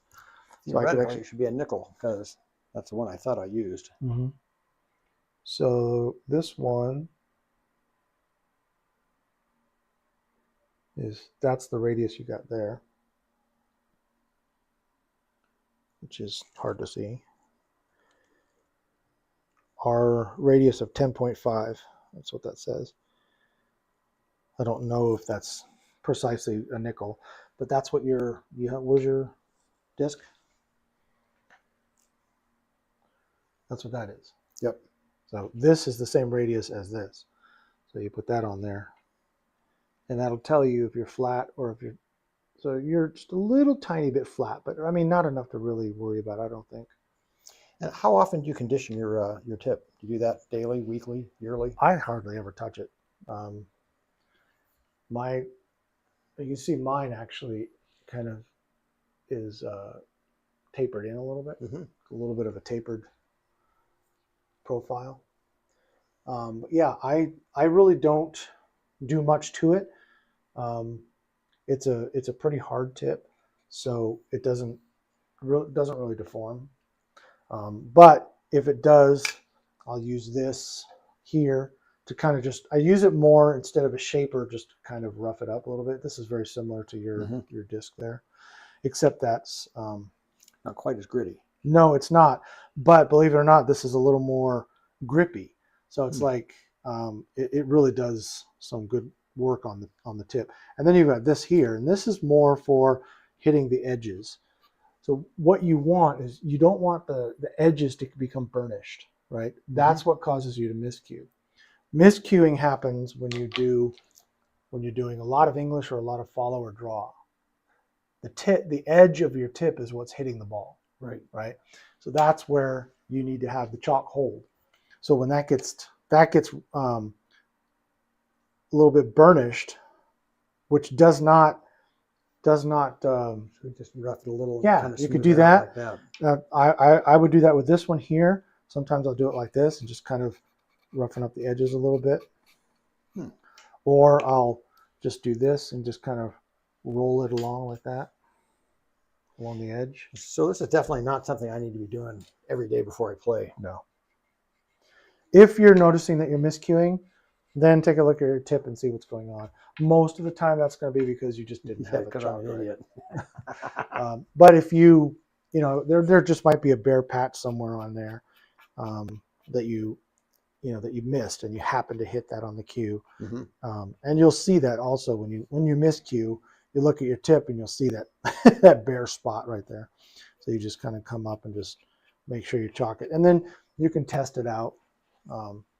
Just come up and give an extreme English is the edge of the stripe, right? That's about the edge. So if you aim the center of your cue right at the line of the tip of the stripe, that's about the extreme that you can go to, and you should be able to have that and sound solid.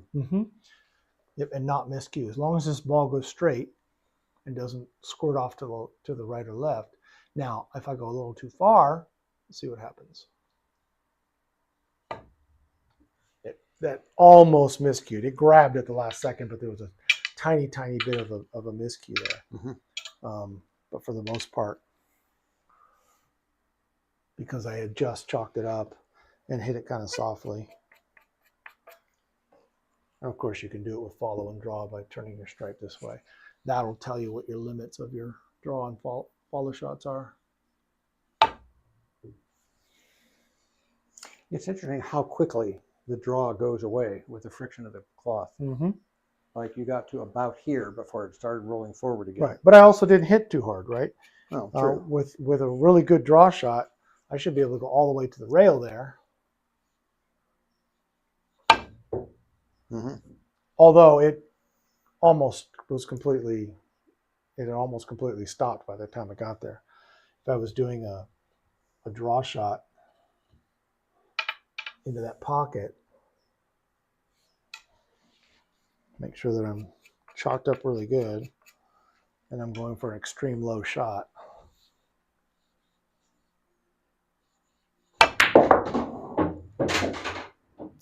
Yeah, see, I have not yet been able to draw them back quite that far. Because you're just not, you don't trust yourself enough to hit it as low as you need to. That's if you have a good amount of chalk, take the striped ball, put it on the table, and aim at that bottom line of the stripe with the center of the cue. Right, so it'll be like that. And just try a few shots like that. Not actually doing a draw. Just take a stripe and hit it down the length of the table. See how far you can make it spin backwards. All right, and then just throw a ball in front of it. Do exactly the same thing. And you'll find how easy it is to draw the ball back, because now you're no longer afraid to hit too low. What's the worst that can happen? You're going to scoop the ball. Scoops the ball up. So, yeah, and that won't happen because even if I'm touching the cloth, you can see I'm still just about hitting that stripe, right? I don't want to be touching the cloth because the cue has no room to move down. So the cloth prevents it from doing that. And so that's what ended up scooping the ball. But as long as the stick has room to get out of the way, which means it's not touching the cloth, I hit the ball, my deflection of my shaft bends out of the way, and the ball just moves forward. So as long as I'm above the cloth, I'm fine.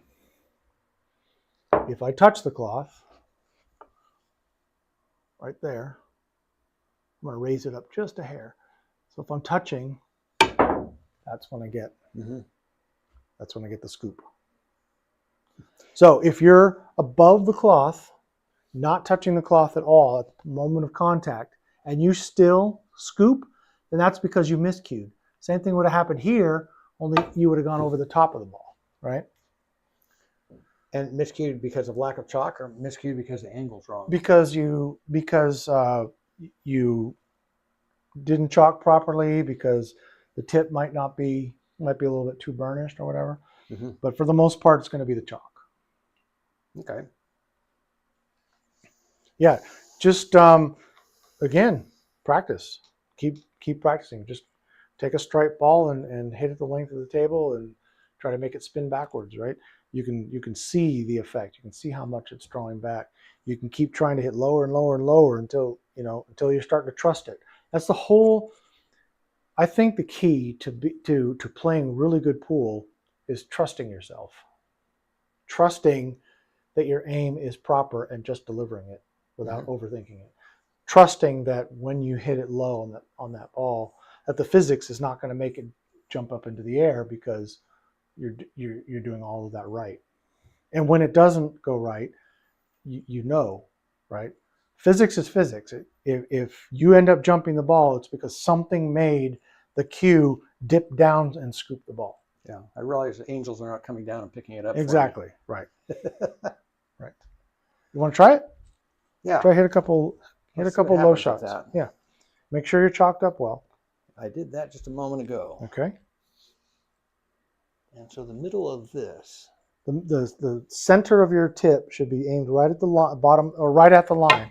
There you go. That noise sounds miscued to me. The kind of clank. Yeah.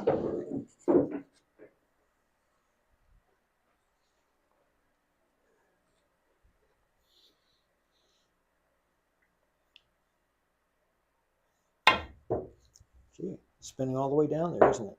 Yep. What happens if we hit a ball doing that?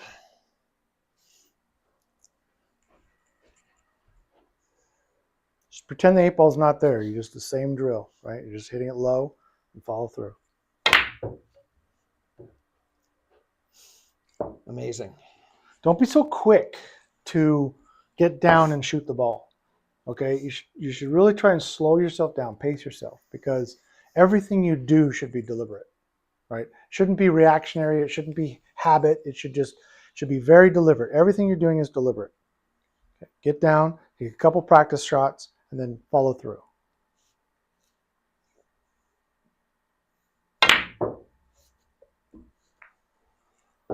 Getting more draw on it for sure. You are shooting harder, and when you shoot hard, you have a tendency, and when I say you, I mean most people, have a tendency to be a little bit inaccurate in striking the ball. Mm-hmm. Right? Your back arm wavers. You might come up a little bit, so you're not getting as much draw action. Hitting it as hard as you are, if you were hitting it in the proper spot, this ball would be spinning back and hitting the back rail and going off. You'd have a lot more action than that. So what I want you to do is I want you to slow down your shot. You're not going to try and hit it hard to try and apply as much backspin as possible. Mm-hmm. I want you to hit it as low as possible to get I want this to be a medium to hard shot. Nice, good follow through, but don't slam it. Okay? Okay.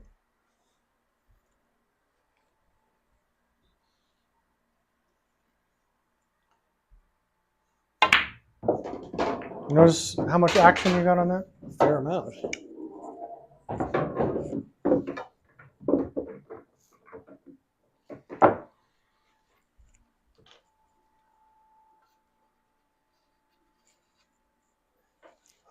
Do you suppose there's any difference in brands of chalk?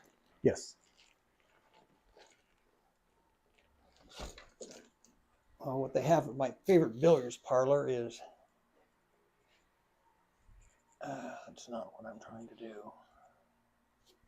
Sorry, just got to adjust my grip here. It is Master Chalk, and I just don't know if it makes any difference between that or anything else. That happened because the only reason that could have happened is because your tip came up. Which would be probably my arm going down instead of forward. Most likely, yes. Try to keep that elbow up. and trust.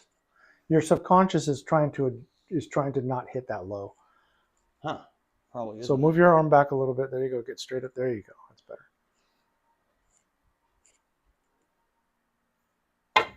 There you go.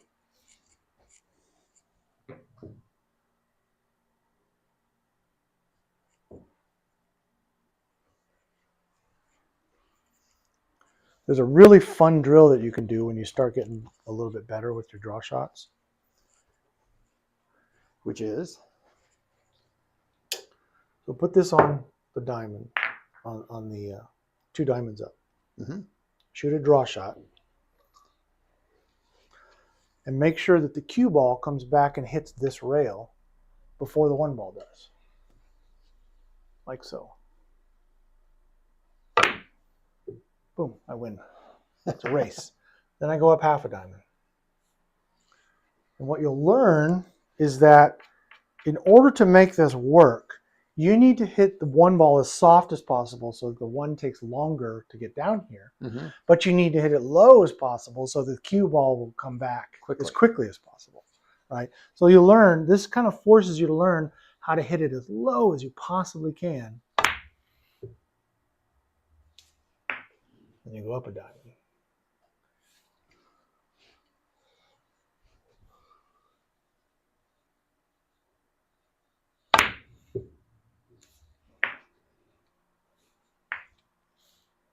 I'm going to go all the way to here, see what happens.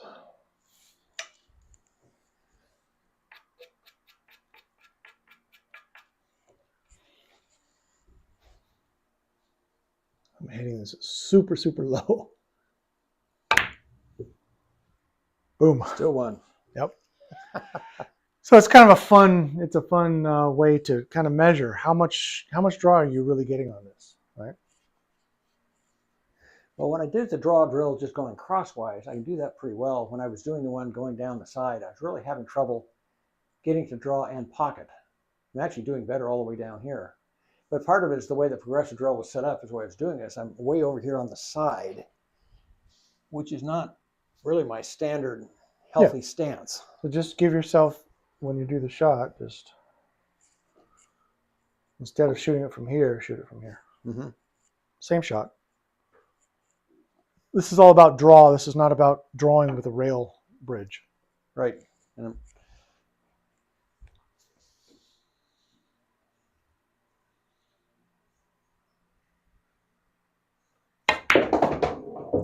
there's not as much draw as I want.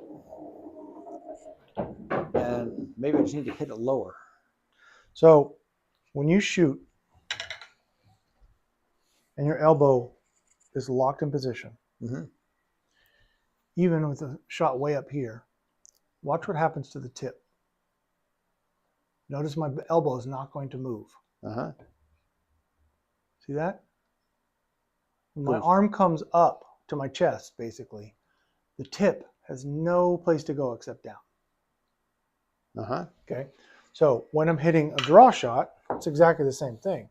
I'm doing a delivery without moving my elbow. So I hit the ball, and I'm scraping along the I am hitting the cloth. I can't help it, right? But I'm hitting the ball above the cloth, and then after, as I follow through, I'm on the cloth. Okay? And that's what you want to do? Or that's what you want. Mm-hmm. What happens is if you're doing your draw shot and you lift up, right, you're not hitting the cloth at all. You should be touching the cloth after every shot. If you're not, that's because you're either dropping your elbow or lifting your hand. All right. You're lifting that tip away from the cloth. So I must be moving something in my upper arm that's not supposed to be moving.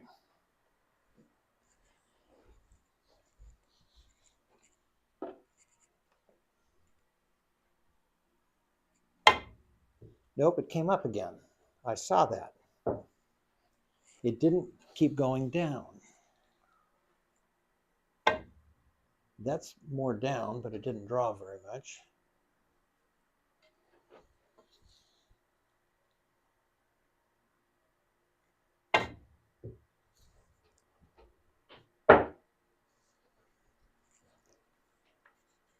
Take a couple more.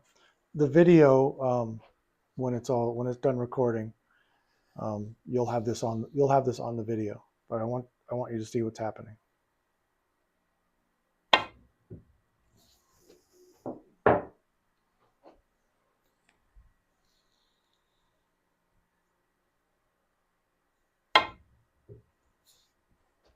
It looks like it's stunning for a long time and not spinning right off. So what you are dropping your elbow. I'm dropping it like that. You're at the end of your shot, you're dropping down. What I want you to do is focus. Okay, what you're focused on is delivering a straight cue. And yes and no on that. You want to deliver straight as far as your arm goes, but your arm is in an arc, right? It travels in an arc, a circle. So it naturally is going to raise the butt of your cue up. If you try to keep your cue level, then I have to raise my elbow or lower my elbow to keep it from going. What you end up doing is what's called a piston stroke. You think about how a piston moves in and out evenly. The crankshaft has to move, right? So that's your elbow doing that in order to keep the cue going straight. So what happens, if you watch from over on the side there, you'll see, in order to keep my cue level and straight, down comes your elbow. I have to drop my elbow, right? I don't want to do that. What I want to do is this. So don't worry about it coming down on that Right. cam action. You should be hitting the cloth almost every shot. Really, even non-draw Every shots. shot. Straight, here I am straight at the 9-ball, right? Huh.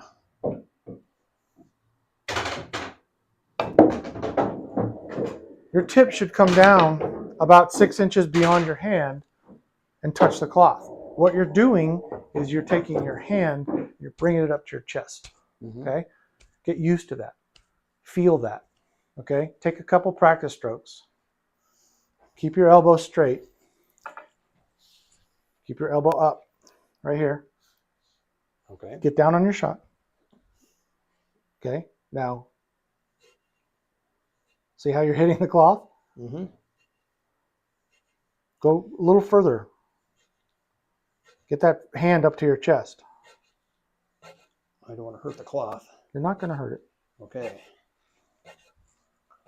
That's what you want. Elbow nice and solid. Wow, that's different. Yes. Now, do a draw shot. Make sure you chalk up. Do a draw, just hit it low, but keep in mind what we've just been doing, right? Go right next to the ball and do a couple practice strokes, exactly like I showed you, okay? All right. There you go. You did not hit it hard, and it stopped going backwards right about here. Yeah, that's impressive.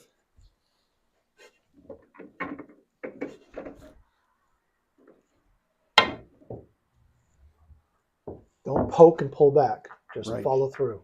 No poke, no follows.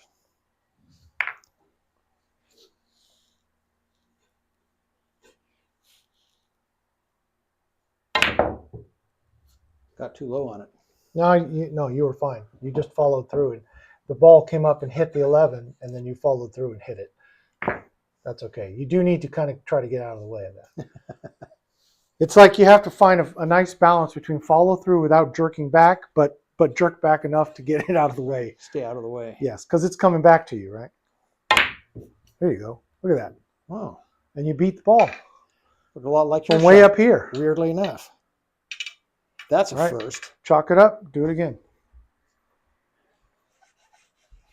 I'm telling you, this is not something you could ever learn from a video. From some of Dr. Dave's you can. It just some of the things that he tells you, some of the things that he's teaching in his videos, he kind of takes it for granted that you already know some of the other stuff, like not dropping your elbow. Yeah, well, apparently not. Woo! Not quite. That is the key to a good draw shot, though. Yeah. Follow It's through. Keep it entirely low. different. Keep it low. Mhm. Do not drop your elbow.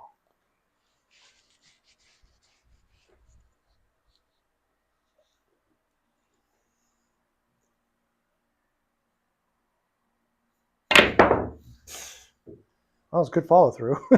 Yeah. Too much double Q though.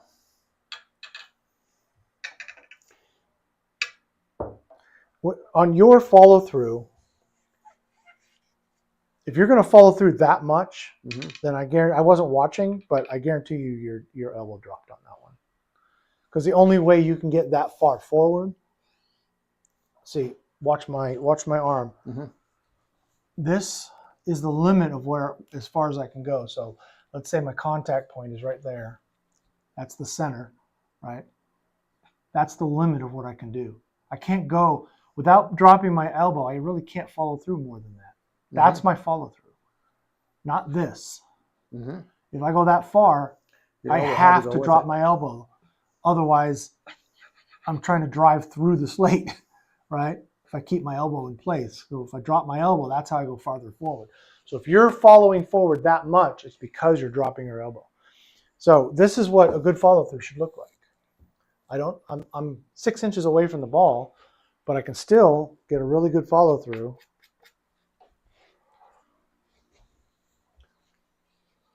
And then get out of the way.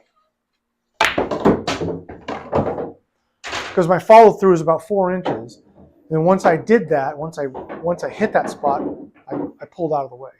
Not in a poke and jerk kind of a way. Right. Just follow through and then come back, get out of the way. Your follow through really shouldn't go much farther than this. That's about where you're hitting the cloth. See that? So keep your elbow up, follow through. See that? Way better. Yes. Now, focus on also hitting this ball super low. Trust it.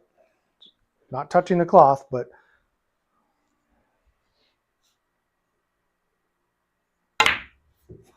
see? Super low, follow through. Don't drop your elbow. That ball's going to just, I mean, you got some really good action on that one. And honestly, that's how you're going to start progressing on that progressive practice with the draw shot. You said I've never made any progress with the draw shot. This is the best drawing I've ever done. Thank you. You're welcome.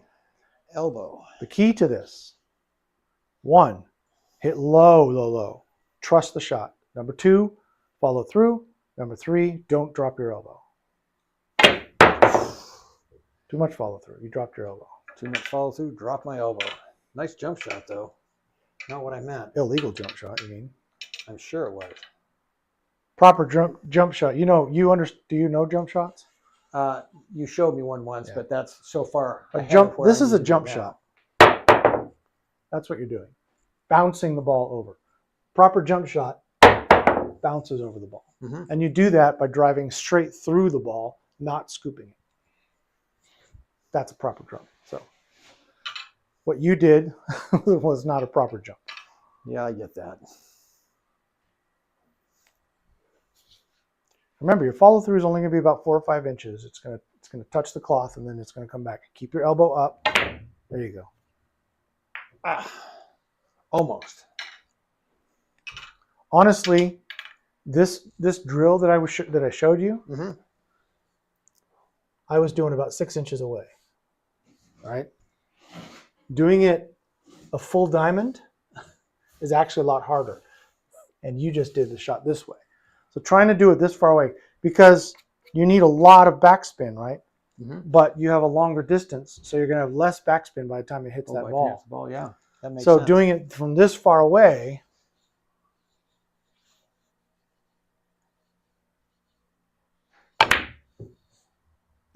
barely. It's tough to do. So don't be discouraged that you didn't do it on that one, because I was trying to give you enough distance so you don't follow through and whack hit those the ball. balls. Right. All right, well, let's try it like that then.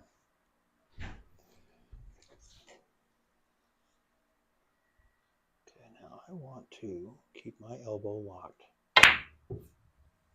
Boom. Good job. There you go. Now you are a master of the draw shot. Yeah. I'm a student of the draw shot. Okay. All right, good lesson. Thank you. You're very welcome. So back to chalk. You have master here. What do you think's the best? Is it making a difference? How do they work this different? The better chalk is Pagulayan chalk, which is new. The Predator chalk is pretty good, but I'm not real happy with Predator. It has to do with a lot of their politics and how they treat other players. But Predator has this chalk called Pure Chalk, which is decent. Mm-hmm. And then Taum, the same one who makes these racks that you just got. Uh-huh. The Taum chalk, Taum and Pagulayan chalk. If you go to Hard Times in Sacramento and play on Oscar Dominguez's tables, you are only allowed to use the gray chalk that they supply, because I actually got this from Oscar Dominguez. This is his cloth that he puts on his tables. It's a gray cloth. So he has the gray chalk or one of these two. I may have to drive up there just to visit his shop. Oh yeah. See how good stuff to sell? Is it a I good don't place think to buy things like I don't cues think and so. things? He's got a small display, but I mean it's a pool hall. He's got 34 tables.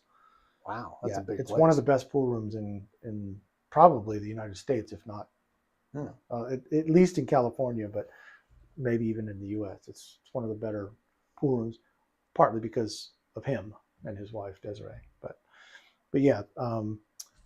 these chalks. This is going to be about 50 to 75 cents a square. People buy them. Pool halls buy them by the gross. Right. They come in a big box of 144 of them. This chalk here is about $20. Same with this one for 1 cube. But it lasts. I've had this chalk for quite a long time. It doesn't require a whole lot. That's about it. And I don't have to chalk after. You notice when I was doing the draw shot, I could shoot 5 or 6 draws and not re-chalk every time. If I'm using master, I'm going to re-chalk every time. And the other good thing is you don't get chalk residue everywhere. You'll notice that I use the blue chalk. I use this exclusively when I'm practicing. Mm-hmm. There is no blue chalk on this table. You won't see any blue marks, nothing. No, certainly when I get done at Crown, there's blue streaks from where I've been doing stuff. Yeah. I may be over chalking. And I have some Predator chalk that I got, can't remember where. This is the pure. This is the pure line. The Predator chalk you have might be the 10. It might be the 1080. It's still an octagon, but and it's decent chalk. But that's more in line with this type of chalk. It's kind of a gray powdery, or just a powdery blue, whatever, powdery chalk that comes off very easily. When I do this, you get it all over the place. When I do that there, I don't get a lot on my hand. See that? So if you have a piece like that and you're playing in a tournament, I can use chalk, put it down, shoot, pick up the chalk, walk to the next shot, just keep it with you all the time. I do, except sometimes I see, it's like I get lost, and I usually have 2 or 3 of them spread around the tables. This is what I use.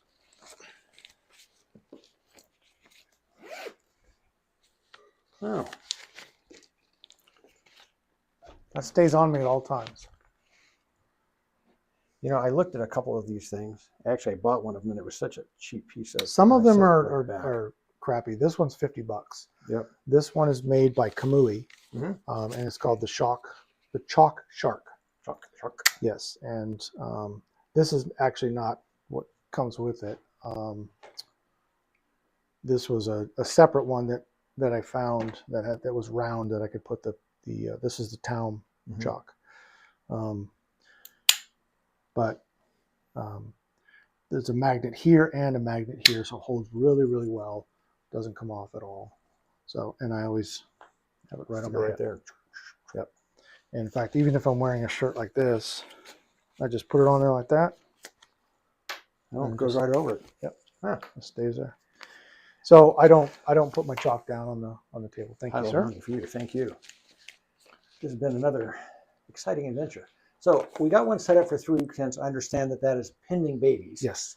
So we got to cancel, whatever you got to do with that. And then when are you likely to open up August? Because it looks like you're going to be gone for 3 weeks. Probably off to visit the baby if I was going to take a guess.